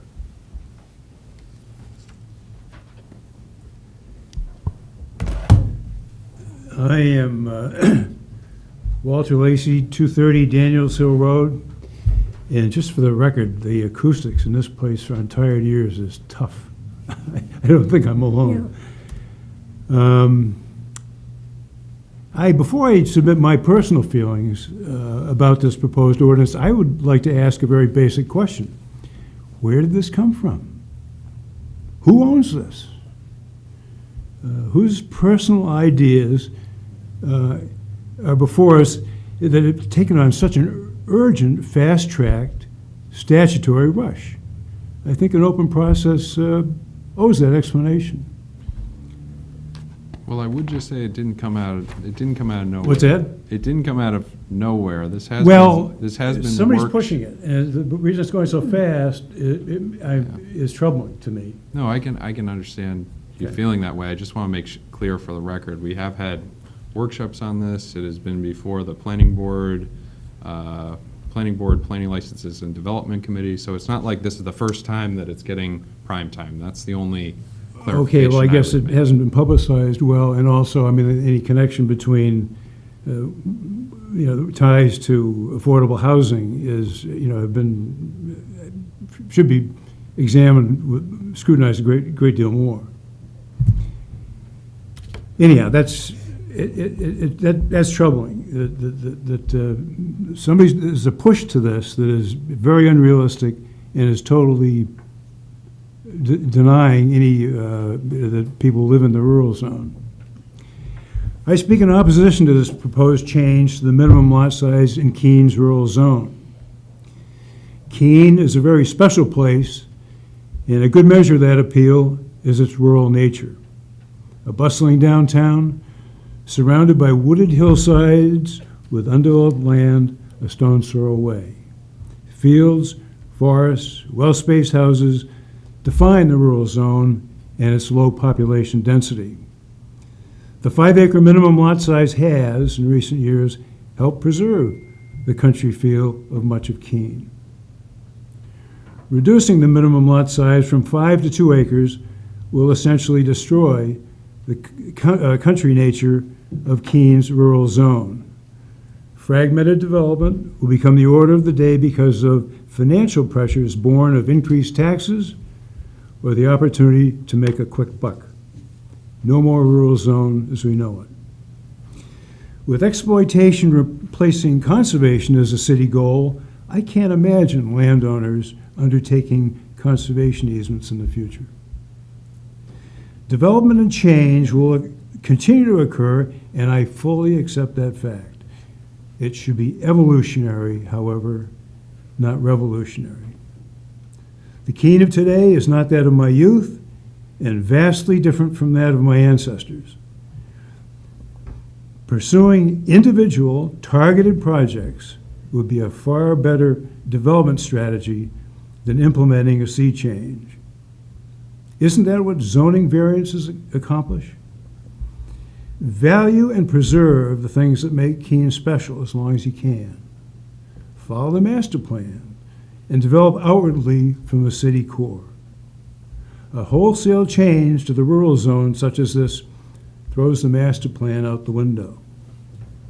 The farming, energy, infrastructure, and transportation needs of Keene's future require more methodical, prudent development. I assume this change would benefit my family through increased land values. I don't want that. My granddaughters are the 8th generation of my family to live in Keene. My hope is that they, and their contemporaries will continue to enjoy the quality of life that has defined Keene. Thank you. And could I leave this for the record so that I... Yeah, absolutely. Thank you, Mr. Lacy.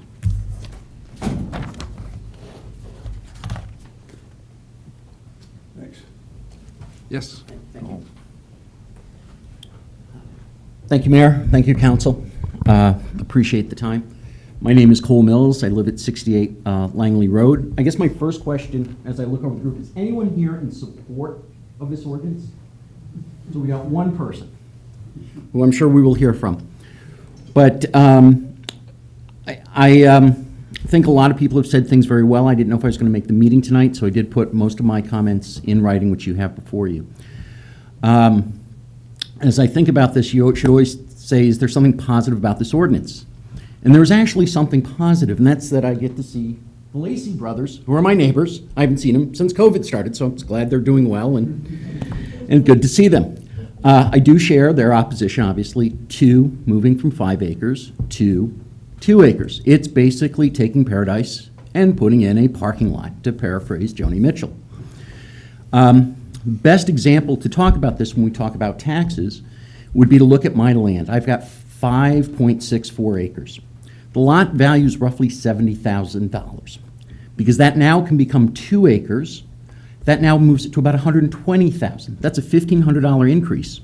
I've done nothing to improve it. I've done nothing in any way, shape, or form to change that land. I haven't even subdivided it. But when you look at highest and best use of that land, it has now added an extra $1,500 onto my already very high tax bill.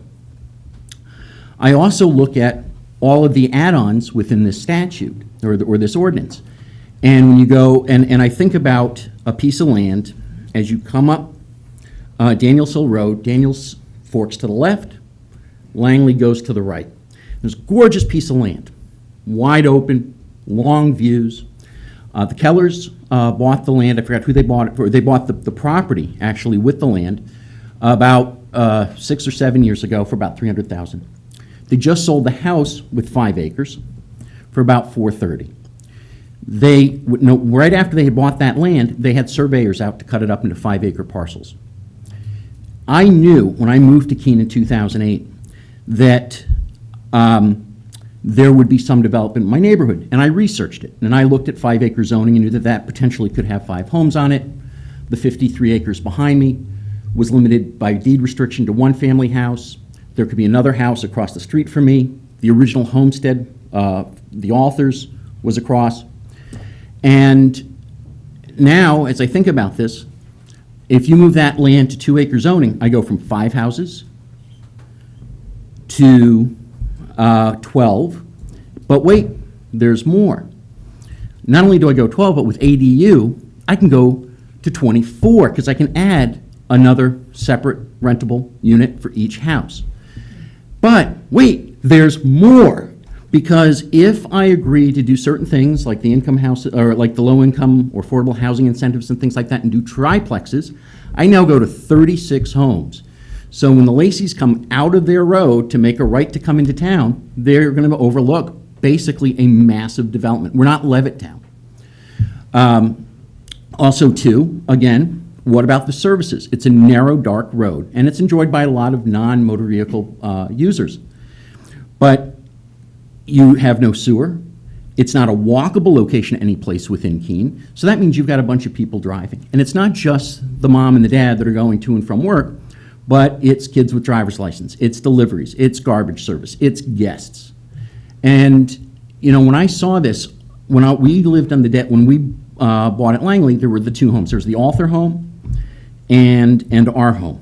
And within now maybe 100 feet, there are 5 driveways. And one has 53 acres, but he's got a long driveway. Next to him is a 5-acre lot with a driveway. The Means, who now have the author home, has a driveway, and our driveway. All at this very little dead end. And with that came a lot of traffic. There's a story about Mary Author's mom used to be up there because it was so private, gardening topless during the summer when it was hot. You cannot do that today. There's a lot of traffic, and that's just with 5-acre zoning. So by basically taking this and going exponentially larger because of all of these different add-ons, you're going to destroy the hill. Now, Mayor Hansel had said something in his talks with Dan and has committed to saying, look, housing is much broader than Keene. We don't have to, now he did not say we don't have to solve the problem, but he said it really should be solved by the community.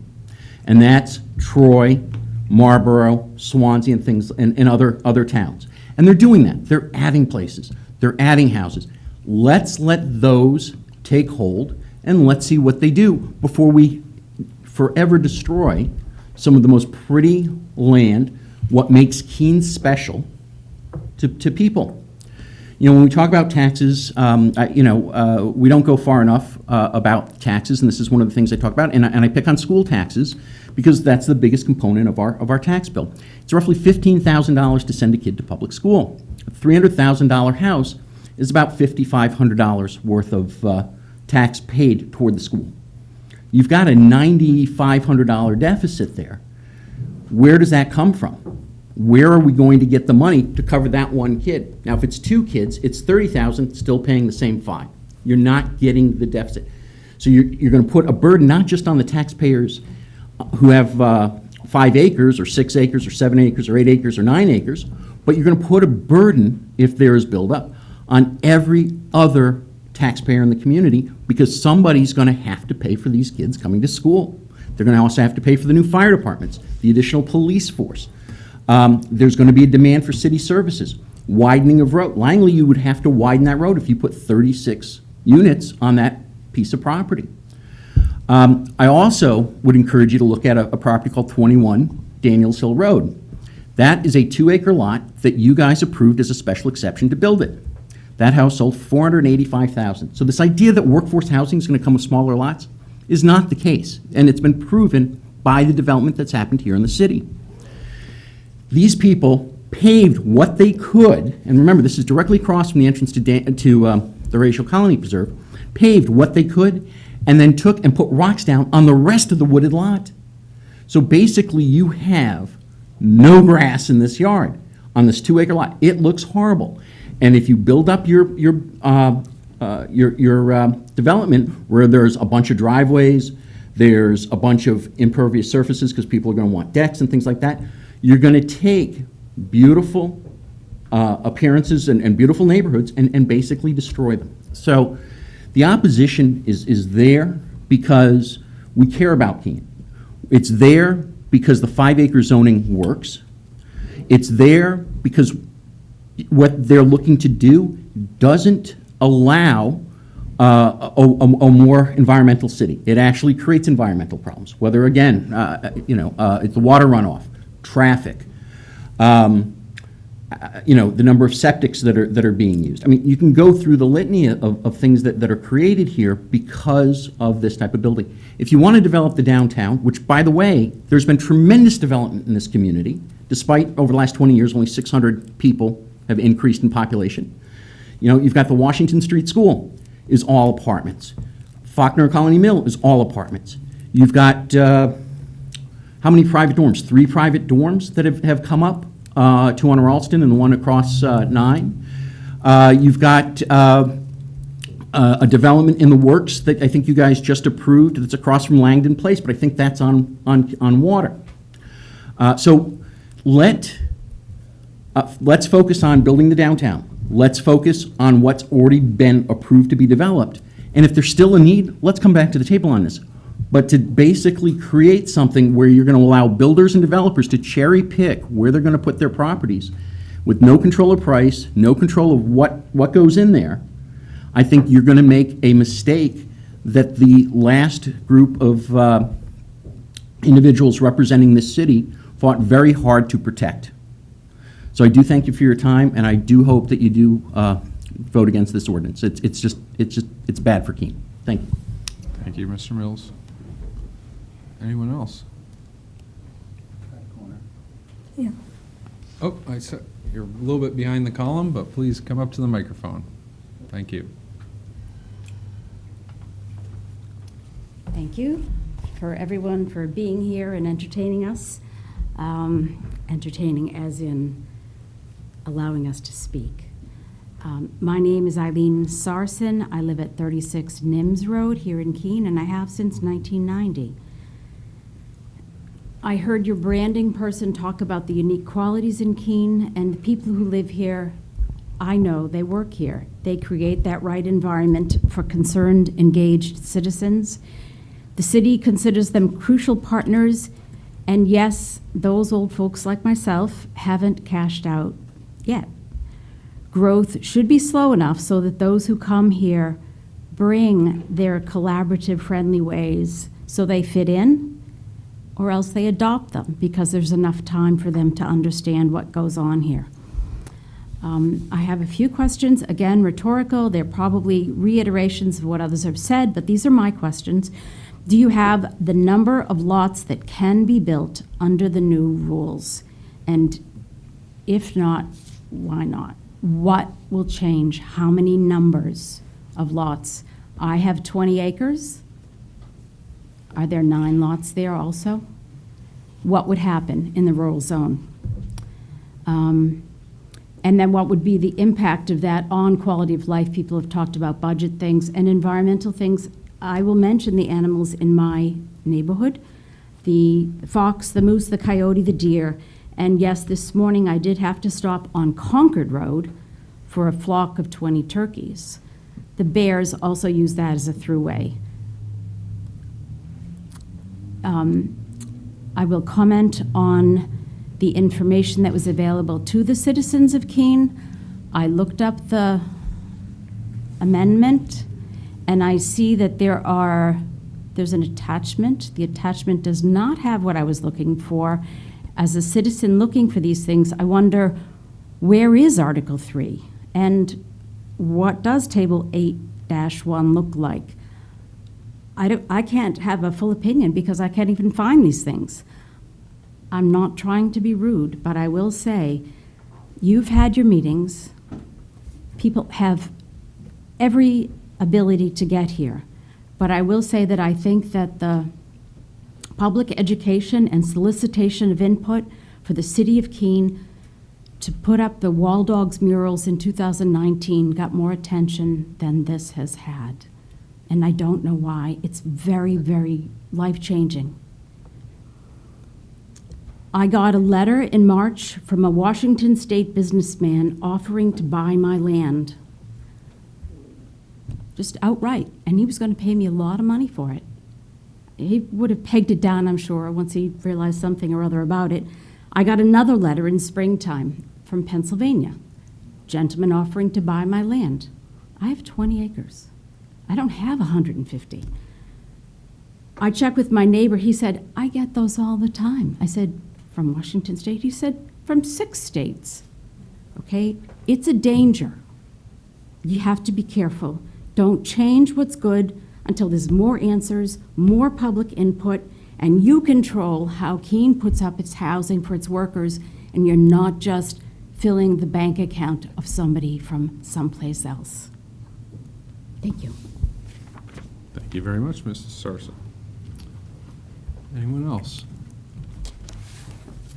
Okay, well, if, yes, Mr. Fibber.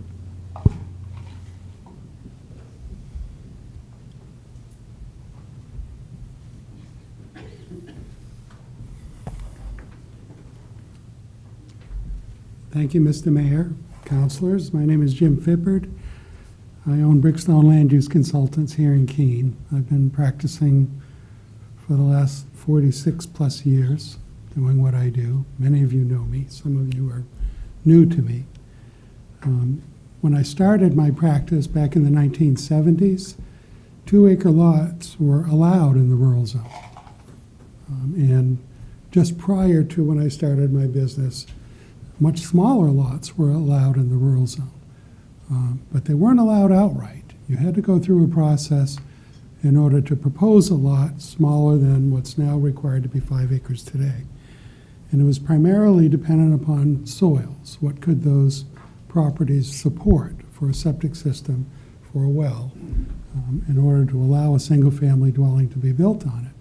So that's how we did subdivisions back in those days. We looked at the soils, we did test bits and perk tests, we had to prove to New Hampshire DES that we could support a septic system on what was back then a 2-acre lot. And I did a few of those lots at the start of my career along Route 12A, West Surrey Road.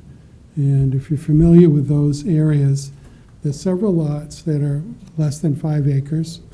A lot of them are larger than 2 acres because DES required it, not because the city zoning required it, but they looked at the limitations of the soils.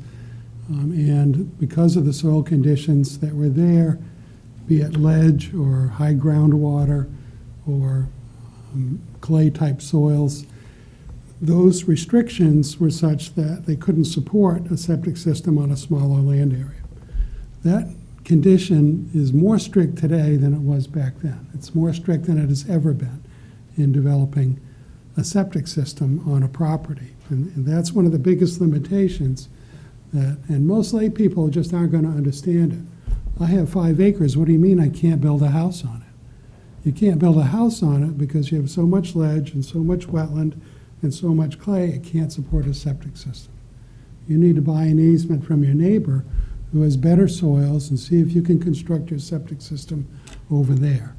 If you look at the land in the rural zone today, and I've looked at a lot of it in my career, and I've studied the soils in graduate school. My master's degree was in soils engineering. So I'm very familiar with the soil characteristics and what the limitations are, especially in the rural area in Keene. So I understand the fears that I'm hearing from all these landowners, and I really do. Doing this for a living, I hear it all the time. And I don't love coming to these meetings and being the only voice in support of something that's before you, but I guess it happens a lot. So they're expressing concerns just because they don't see the bigger picture. They don't understand the limitations that are built into the system. Even if the city of Keene wants all 14,000 acres of rural land to be cut up into 2-acre lots, it can't happen. It's not going to happen because the state of New Hampshire won't allow it. They'll let you make a 2-acre lot, but you can't build on it. You can't live on it. You can't build a septic system on it. So without doing a detailed analysis of every area that could potentially be developed, it's really impossible for city staff to try to put a number on how many lots could be created. It's not going to be anything like the fears that you're hearing. And I understand that. I grew up in Keene, 70 years now, seen a lot of changes. When my brothers and I grew up on Pearl Street in Keene, we could play a football game in the street, play the whole game before a car would go by. Now, you have to run across Pearl Street to get across because there's so much traffic, especially with the construction going on at Winchester Street. So I've seen the changes and felt the changes just like everybody else. And, you know, I can't say I'm crazy about the idea of using up a lot of what we now have as open space, but I also recognize, working for my clients, one of them just recently got a big addition approved by the planning board for their industry here in Keene. He's trying to hire 18 more employees while he's preparing to build this addition, and they're fortunate they own 3 other plants in different states. And they've made offers to existing employees to move up to Keene. They've come up and looked at the area, they look at what's available for housing, they look at what's available for land to build a house on, and they're coming from New Jersey and Pennsylvania and Texas, urban areas. They're going to have a lot of money to buy a piece of land and build a $400,000 house. But, so, it's not traditional workforce housing, like we think of workforce housing, but there's a legitimate need for buildable land to create housing stock for people, for companies that are trying to hire employees and bring them into the city of Keene. A lot of them want to live in the downtown area, and we're fortunate that a lot of apartments have been added. The old middle school beside this property, the Colony Mill Marketplace, but you go to those buildings now, they're full. They're already full. I never dreamed, and I spoke to all those developers when they were starting this, saying, you know, what are you thinking? 130 apartments in the middle school building in Keene, New Hampshire? I mean, you're never going to fill those. It's going to take you 5 years. And they were all spoken for before they were completed. Same thing happened at Colony Mill Marketplace. Over 100 units there. So the demand is certainly there. And the demand, I think, is broader than just affordable housing and workforce housing. I think you have to look at the bigger demand. And the ordinances that are in front of you, I think, are just adding to your tools. So they've done an incredible job updating the land development code. I worked on that committee part of the time to mostly criticize the changes and offer suggestions that I didn't think would work, looking at it from a developer's perspective. And but it is what it is. It's now developed. I'm still trying to learn it. I'm an old dog now trying to learn this new code, and I'm struggling with it. City manager can verify that. I misunderstood a whole section on parking and got my eyes opened in a meeting with city staff the other day. So this is complicated. Your job is complicated, and your job is difficult. You deal with this is just one little piece of what you're forced to deal with. You're forced to deal with all the emotion, the frustration, the anger. I don't envy your job. I have a different perspective than most of these landowners. I share a lot of their concerns. I don't want more traffic. I don't necessarily want more people, but I know if we don't do something to allow these companies to hire the employees they need, it won't be long, we're going to be going backwards. And our community, I don't think, can do that. I don't think we can allow that to happen. So I hope you can find a balance, whatever that is, to maintain open space that I agree is important in our community, but at the same time, don't force people to have to buy 5 acres because they want to build a house. You look around the properties in the residential districts closer to town, and I agree, if the infrastructure's there, that's what we want to develop. But have you ever tried to develop an infill lot, the last lot in the subdivision to be developed? Almost every neighbor in that neighborhood is going to come out in opposition against you because they don't want to lose that last little bit of green space in their lot. So even though it's permitted by zoning, and even though we can come up with a plan that doesn't increase drainage and that is a reasonable amount of traffic, a single-family home generates about 10 vehicle trips a day. That's 5 trips leaving the property, 5 trips returning to the property. So it's not necessarily a major impact. We did a subdivision just recently, and it's almost sold out already, in Chesterfield on Spofford Lake. And because it was on Spofford Lake, the regulations required that we could not increase runoff from this undeveloped property into the lake itself. So it was approved for 5 house lots. So we had to look at the maximum allowable lot coverage on each house lot and design a drainage system for the entire subdivision that prevents any increase in runoff from leaving that property. No increase in runoff into the lake, no untreated runoff into the lake. When I do a subdivision in Keene, I know I have to go before the Keene Planning Board. I have to prove to the Keene Planning Board that we're not going to increase runoff from that subdivision onto any adjacent properties. And then, depending on where it is in Keene, I have to prove to the city engineer and Public Works that I'm not going to increase runoff into the city storm drain system. So the tools are already there. The private landowners don't see it because they don't have to deal with it. I deal with it every day in my job, and I am still working. And the tools are there, I think, to protect what we have.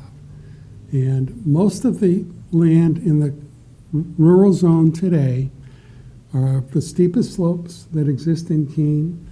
There are large, extensive wetland areas that exist on these land areas that won't be altered and developed. It just is not going to happen because the regulations prohibit it between New Hampshire DES and the Environmental Protection Agency.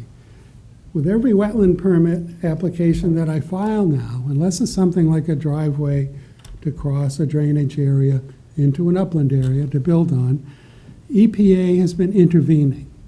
So the federal regulations are getting more and more strict and making it more and more difficult to deal with changes to the physical environment. So those tools, while they're not your tools, those tools aren't going away.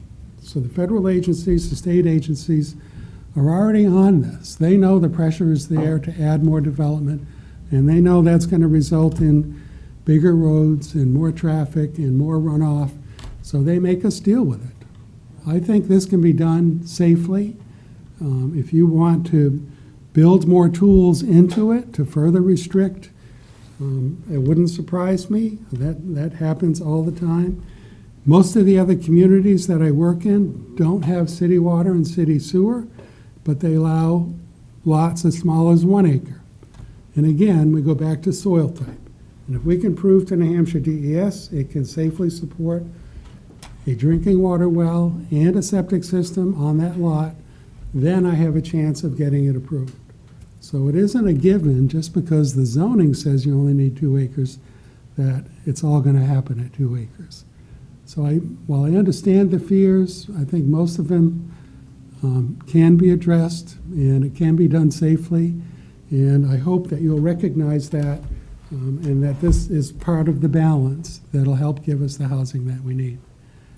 Thank you. Thank you, Mr. Fipper. Anybody else? Yes, sir.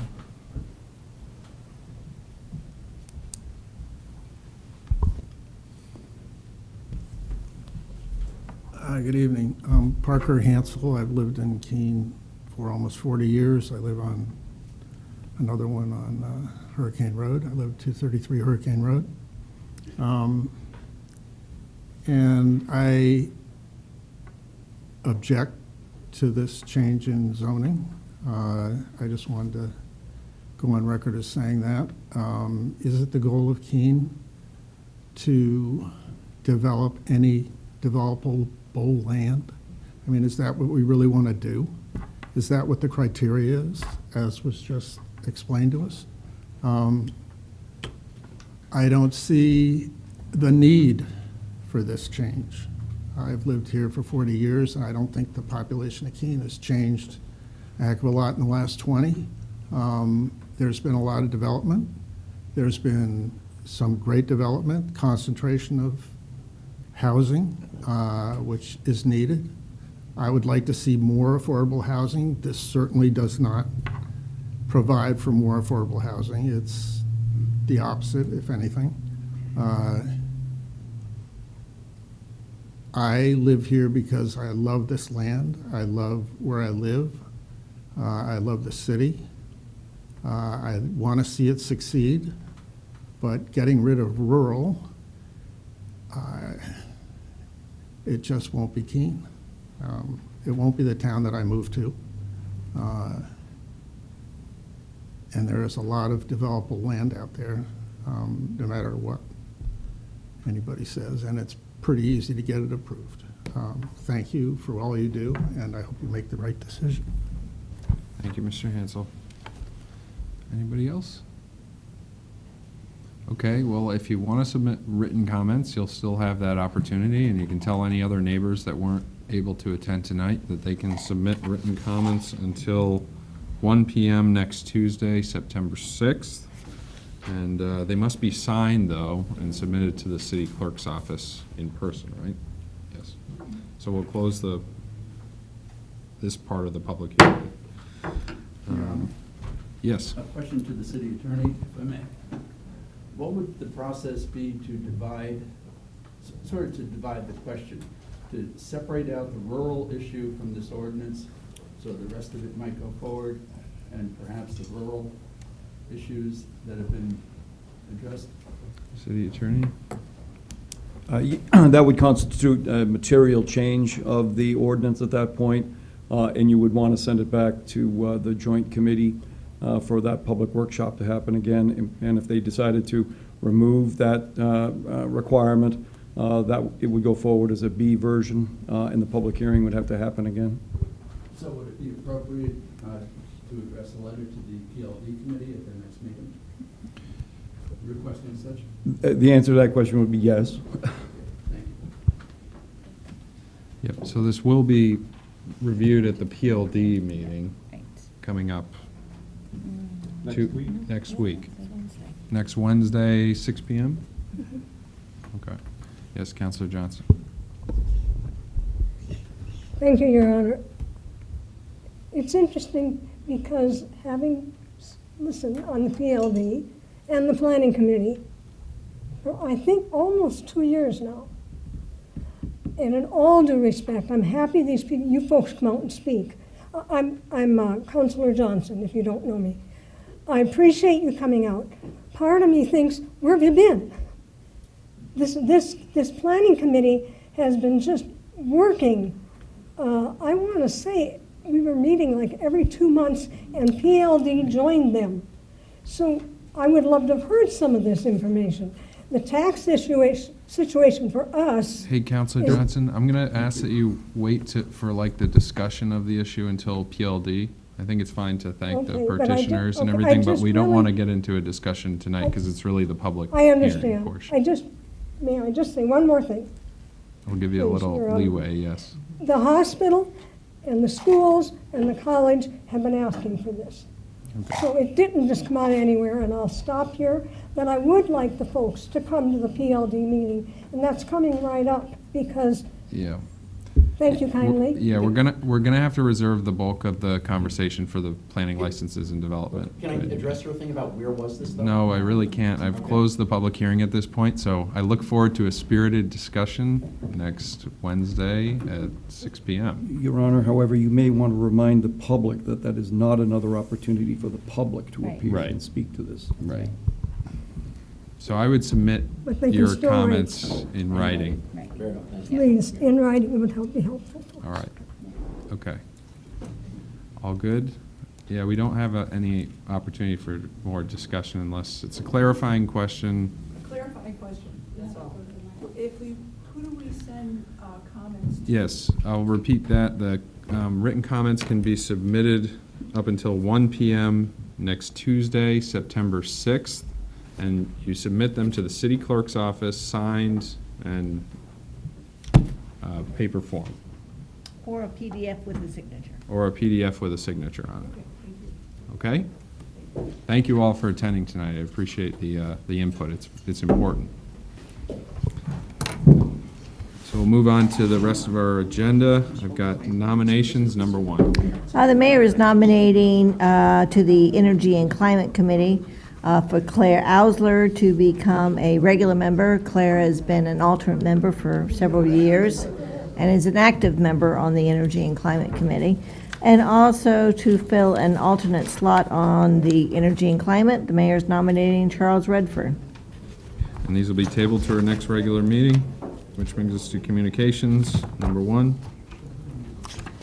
The communication from Mr. Mills, he referenced during his public hearing comments, and he is in opposition to the ordinance O 2022-09A. And this will be filed in the record. Which brings us to council committee reports, number 1.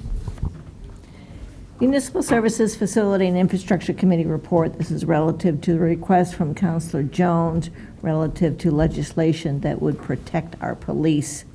On a vote of 4-0, the Municipal Services Facility and Infrastructure Committee recommends staff be directed to draft a communication in support of a Protect Our Police bill, requesting that legislation be enacted and supported which would outlaw the owning, storing, buying, selling, distributing, manufacturing, or custom making of any gun, loading, ammunition designed to penetrate bulletproof armor, and that the communication be sent to the Keene Legislative Delegation, and that the remainder of the general court receive the communication electronically. Councilor Greenwald for a motion, please. Councilor Filio for a second. Carry out the intent of the committee report. Second. We have a motion from Councilor Greenwald, seconded by Councilor Filio. Councilor Greenwald. Councilor Jones brought this idea forward brought this concept forward to our committee and is asking that we communicate to our state representatives our opposition, as the clerk said, to armor-piercing bullets, basically. This is certainly not hunting material, and we heard quite a bit of discussion from the city attorney as well as the police chief. There's a lot of confusion with this, where the state laws say one thing, the federal laws say another thing, and kind of lost me in the middle of all of it, but it really makes a lot of sense that regardless what law supersedes which, we should be communicating to our state representatives, this is inappropriate, and we should just communicate that in the most expeditious way, which was, as discussed, is electronically through emails. I'm sure Councilor Jones can add quite a bit to what I've already said, but I am in full support of this. I'd like to move it forward. So, and hope someone will agree. Thank you. Councilor Jones? Thank you, Your Honor. I just happen to be paging through the state codes in RSA 159-18. Kind of caught my eye. Basically, it says, I'm not going to read the code, but word for word, but it says that armor-piercing ammunition, the only time it's illegal is if it's being used for a crime. I'm sorry. I didn't say much yet anyway. Basically, it said RSA 159A simply states that armor-piercing bullets are only unlawful if they were used for a crime. I'm sure the attorney could tell us that in 6 more paragraphs in legalese. And it just struck me as why would we even allow the public to have it? Why should it be recreational? Why should it be sport? Is there a reason why we need that? And this is not a social thing that I'm asking for. We are the stewards of a police department. I think we should do all we can do to protect our police department and all the other police agencies within the state. I would certainly like to see this come along. I would have rather seen it be a resolution so it could be found easily. The committee changed it to a communication. I guess that'll work. But I just think this needs to move forward, and we need to let all of our elected officials know. And we've been getting inquiries about this. The New Hampshire Association of Police Officers wants to know what our result of this is. So does the New Hampshire Police Chiefs Association. NPR Radio has called me and asked me about this. So this is waking people up across the state. And I think it would be great if Keene could initiate this discussion. Okay, any further comments or questions? Seeing none, Councilor Remy. Thank you, Mr. Mayor. I am supportive of the concept of, I don't think that people need these rounds. I don't like the idea of necessarily legislating for legislating's sake. It sounds like these are incredibly rare. Police chief mentioning that he's I don't think ever seen them from all the comments that I'm reading in some of the seizures that they've done. I just don't like the idea of doing it, and especially us as city council trying to tell the state what to legislate on when they're already illegal to use in a crime. I'm supportive of the concept of protect our police. I just not supportive of the idea of sending a letter for a letter's sake. All right. Anybody else? Seeing none, are you ready for a vote? All those in favor?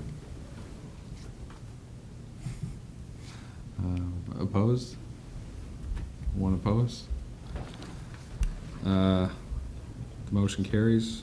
Number 2.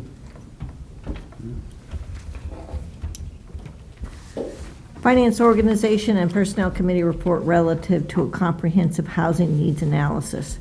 On a vote of 5-0, the Finance Organization and Personnel Committee recommends the city manager be authorized to do all things necessary to negotiate and execute a professional services contract with Keene Associates for consulting services for an amount not to exceed $45,000. In the event that negotiations with the preferred vendor are not successful, the manager is authorized to do all things necessary to negotiate and execute a professional services contract with Stantec Consulting Services for an amount not to exceed $45,000. Council Powers for motion. Council Remy for a second, please. Thank you, Your Honor. I move to carry out the intent of the committee report. Second. We have a motion from Council Powers, seconded by Council Remy. Council Powers. Thank you, Your Honor. This project's been in the works for several years now, and we did have a small project internally that was done prior to work on comprehensive, or looking at the housing needs so that we can be a player in this program, along with regional planning. So we went out to bid. This will be the second time. First bid went out and had no bidders. Apparently our budget and our scope was not exactly where we were going to get some responses. And this time we had the 2 responses. Both are fully qualified to do the job. We have the amount of money in the budget of $45,000, and we unanimously recommend that the task our committee and recommend that the council do the same. Thank you. Thank you. Any discussion? Seeing none, are you ready for a vote? All those in favor? Opposed? That's unanimous. Number 3. Finance, Organization, and Personnel Committee report relative to the Cheshire Rail Trail Phase 3. This is a change order. On a vote of 5-0, the Finance, Organization, and Personnel Committee recommends the manager be authorized to do all things necessary to negotiate and execute a contract change order with Greenman Peterson, Inc.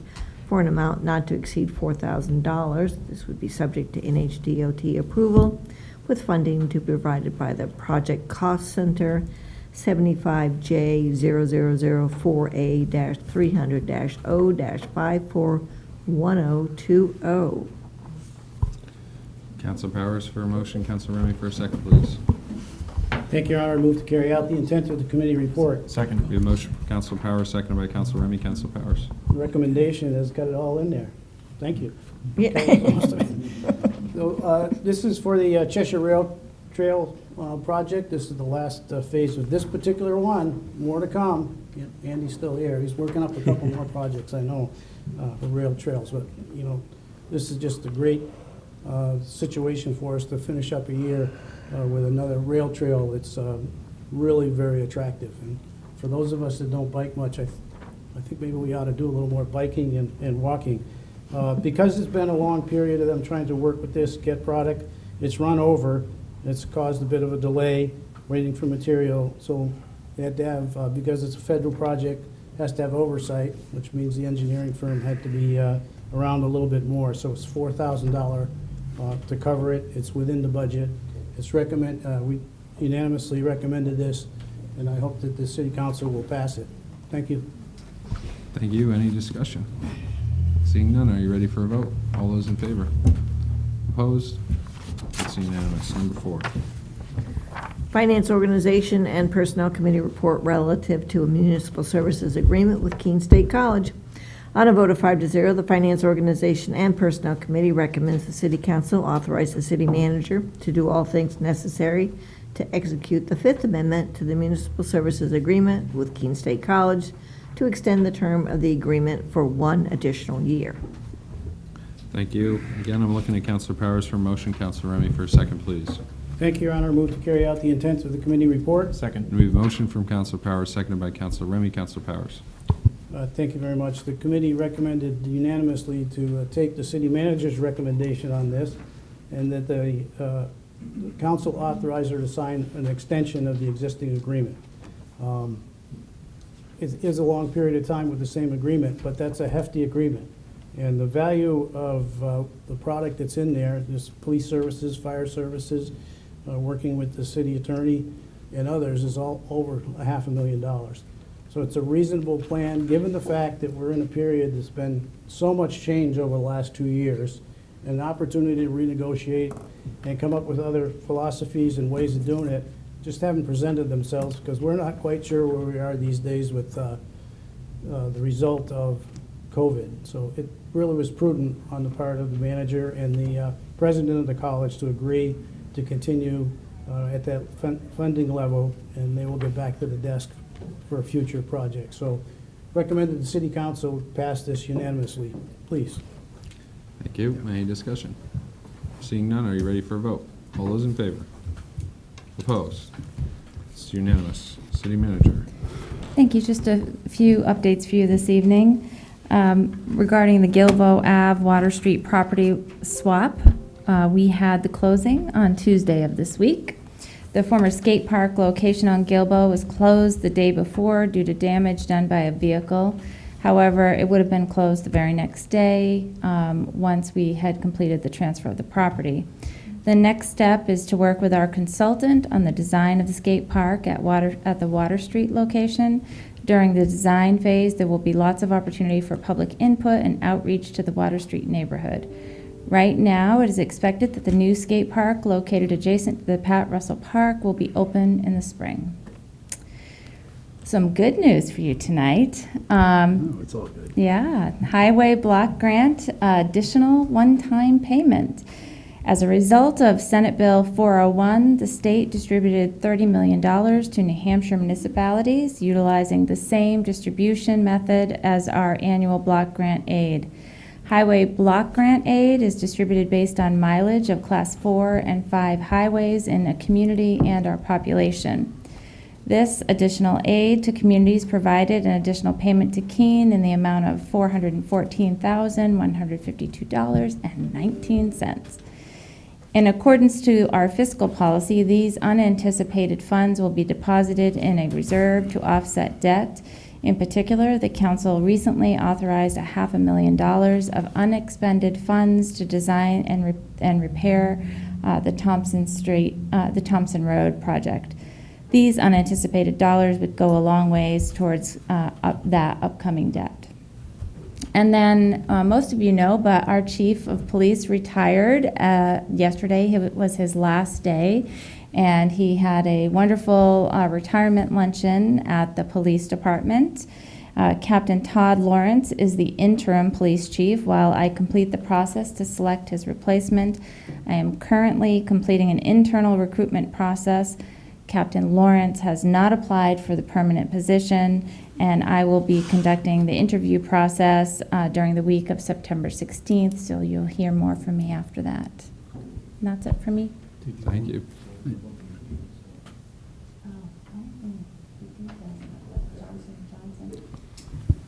Go ahead. Sure. Just want to let you know that there was a settlement with the state and Johnson & Johnson in one of the opioid pieces of the litigation. The state of New Hampshire didn't participate in the global settlement in connection with Johnson & Johnson. There was a trial that was going to be happening at the end of the month. I think it was September 27th. I've known for a little while that they have been in negotiations to try and settle it. Couldn't reveal any of that, but we can't now because it's public. The settlement itself was for about $39 million. $31.5 million will drop into the state for purposes of the opioid trust fund that we will then have access to.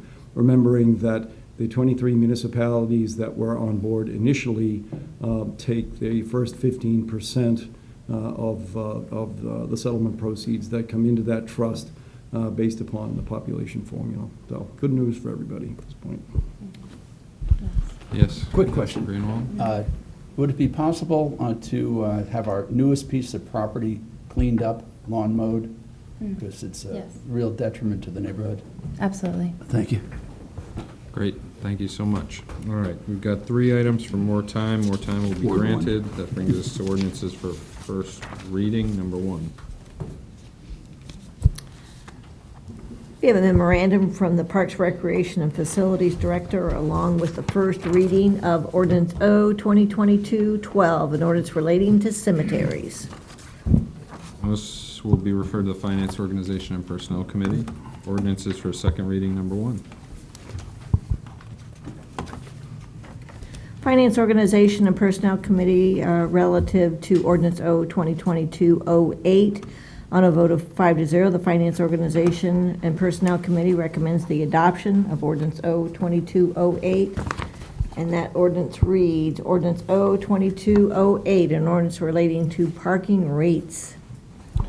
And that'll be filed into the record. And Council Powers for a motion, please. Council Remy for a second. Well, thank you, Your Honor. I move to adopt ordinance 2022-08 with an effective date of 1 January 2023. We have a motion from Council Powers, seconded by Council Remy. Council Powers. I thank you, Your Honor. We had a presentation from folks from Parking Enforcement and met join them to give some of the history of the various issues we face with parking.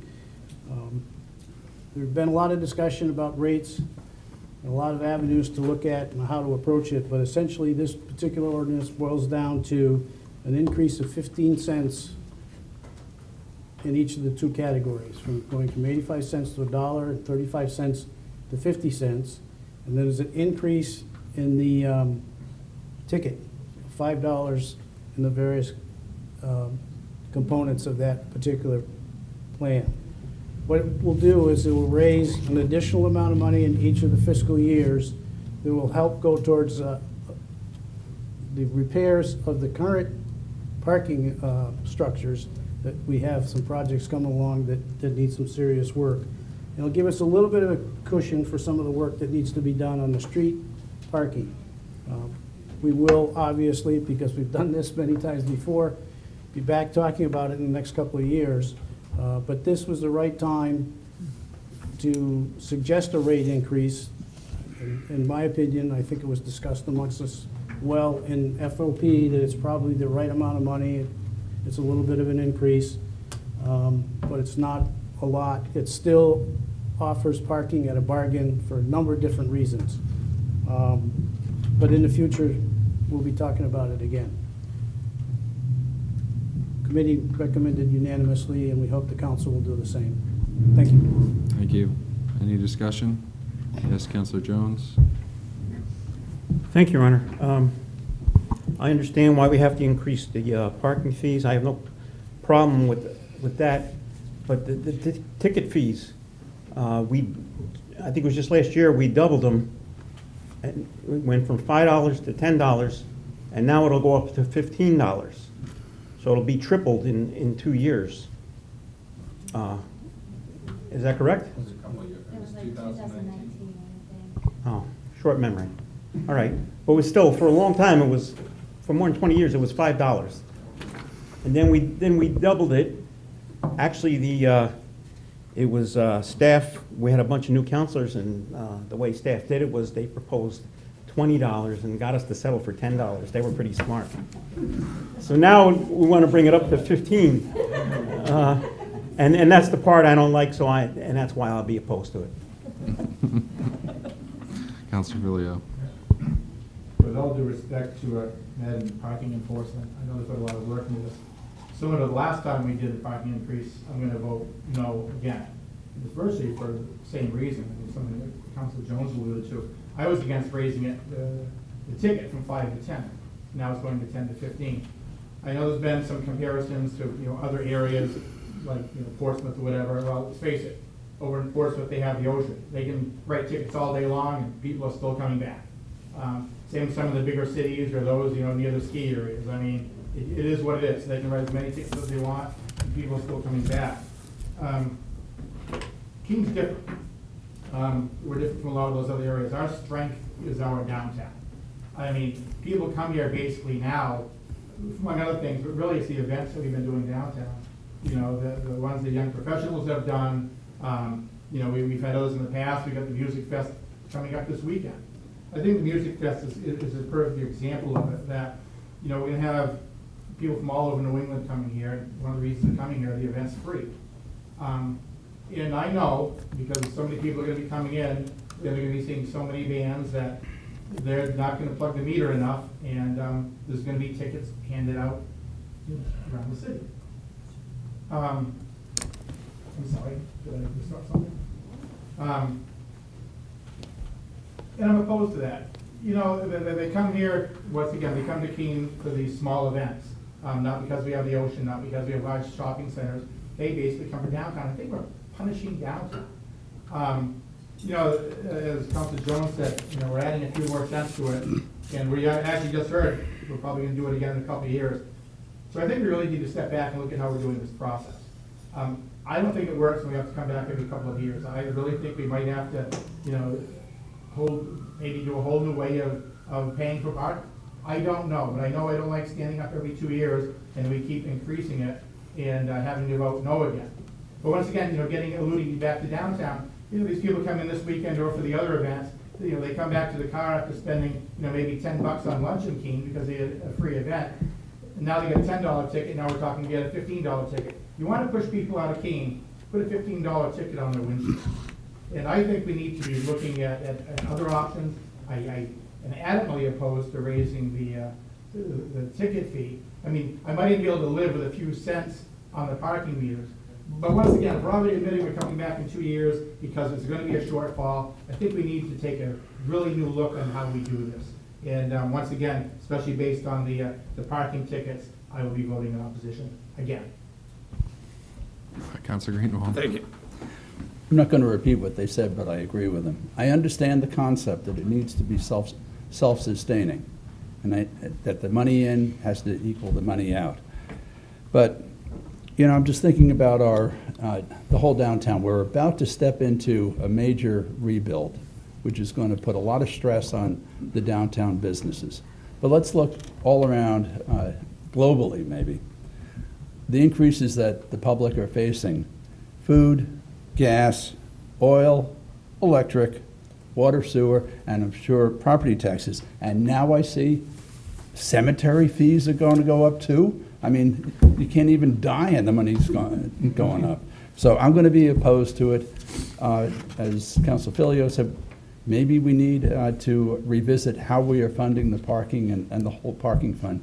Maybe the general fund's got to kick in a little. But for right now, no. Okay, anybody else? Yes, Councilor Chadbourne. I would just suggest to the councilors that are going to vote against the whole thing because the parking ticket is the deal breaker, to make an amendment and perhaps pass the rest of it. Just a suggestion. All right. Yes, City Manager. Bring it back. Well, nobody likes raising fees, but unfortunately, everything costs more.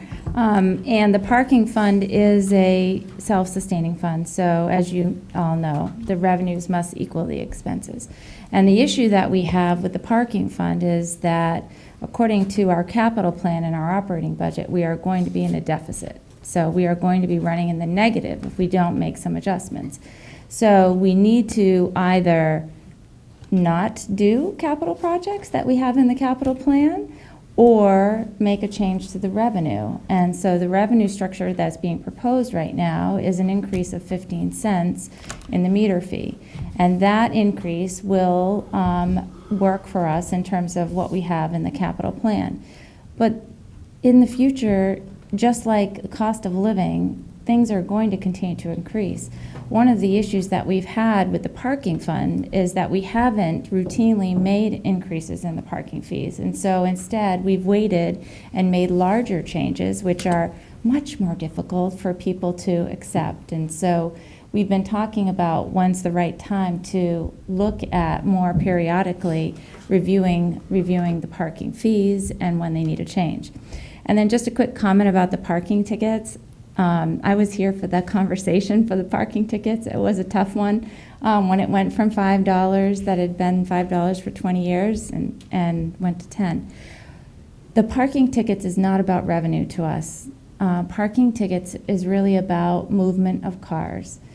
One of the issues that we have right now is people park in front of their stores or their businesses all day long because they'd rather just pay the $10 fee than have someone park in front of their business. So obviously the $10 parking fee isn't motivating people to change their behavior, to rotate the parking, availability of parking in the downtown. And really that's what parking fees are about. That's not the fines, the penalties. It's about making sure that those spaces are available for the people who are coming downtown to visit and frequent those businesses. And so that's why you have the proposal for the increase from $10 to $15.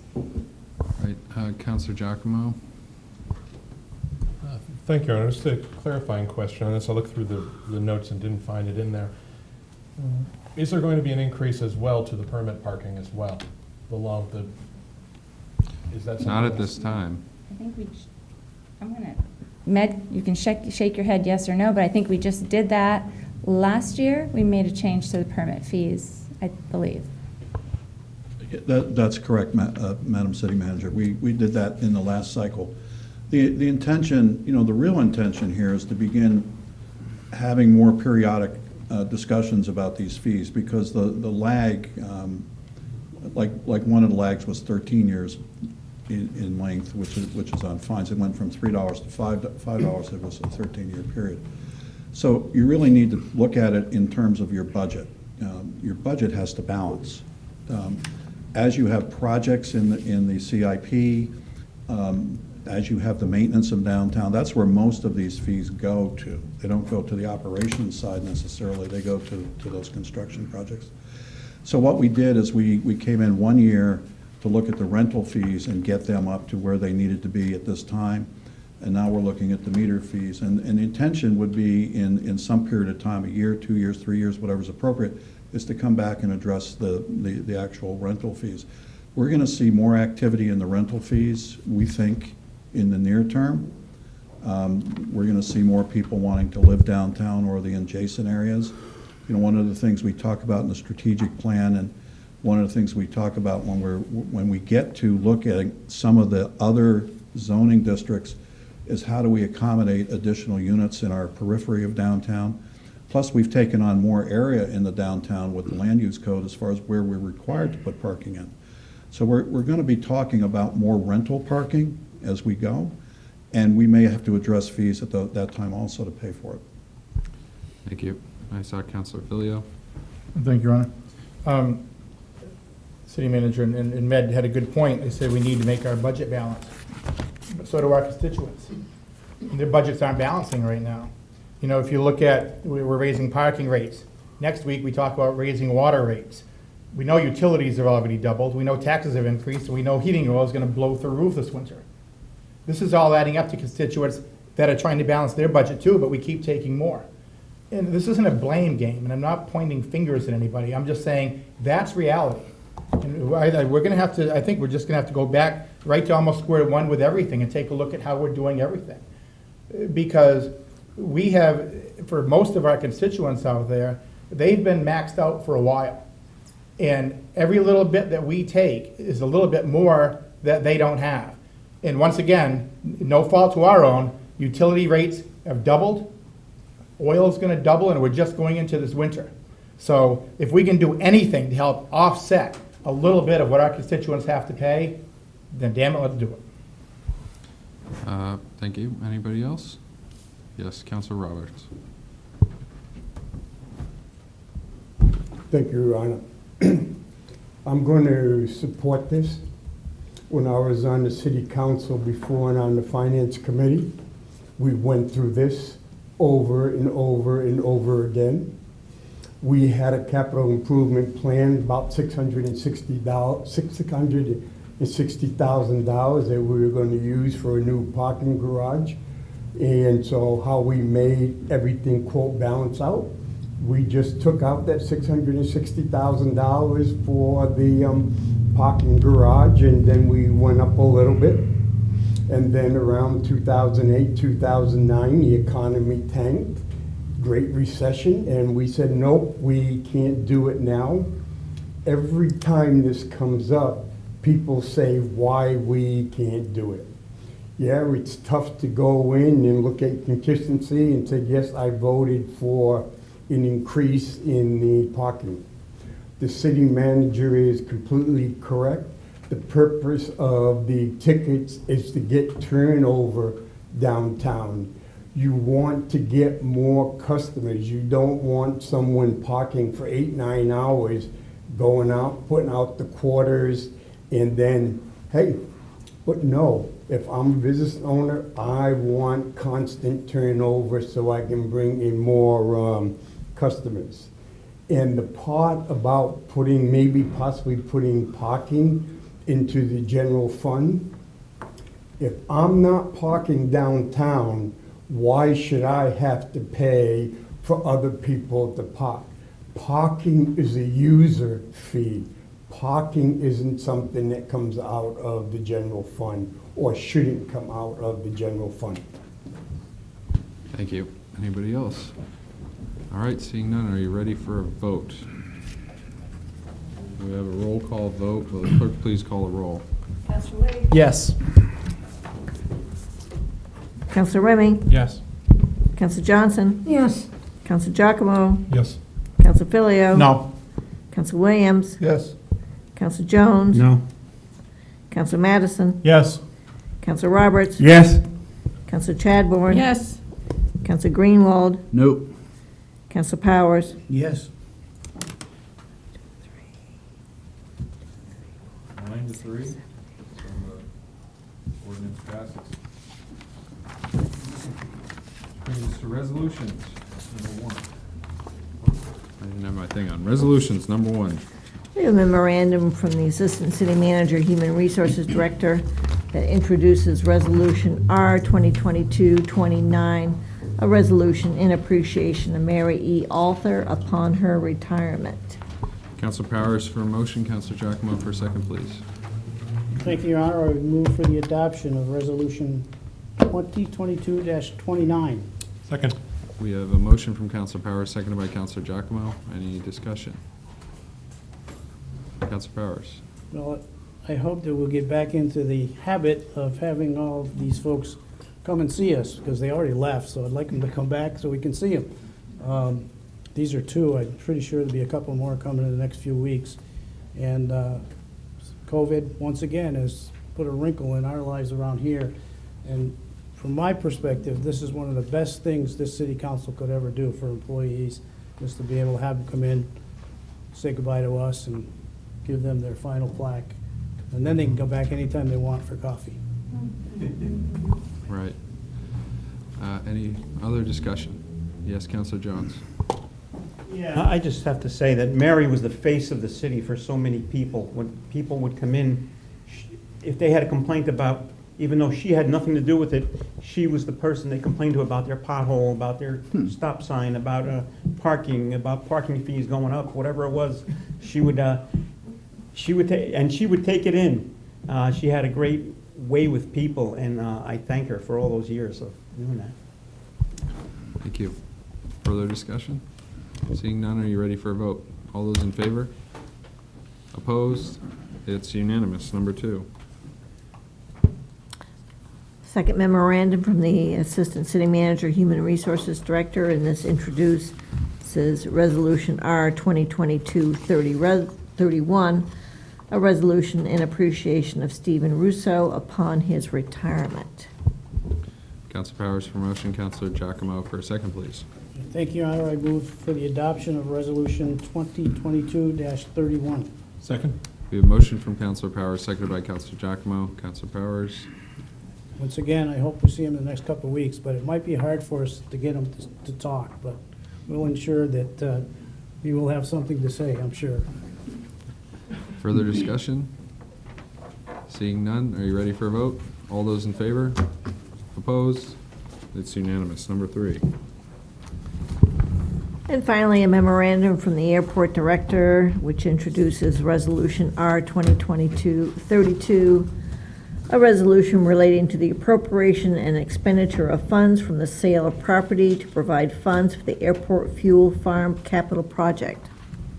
This will be referred to the Finance Organization and Personnel Committee. There being no further business, I want to thank everyone for your time and attention tonight. We stand adjourned.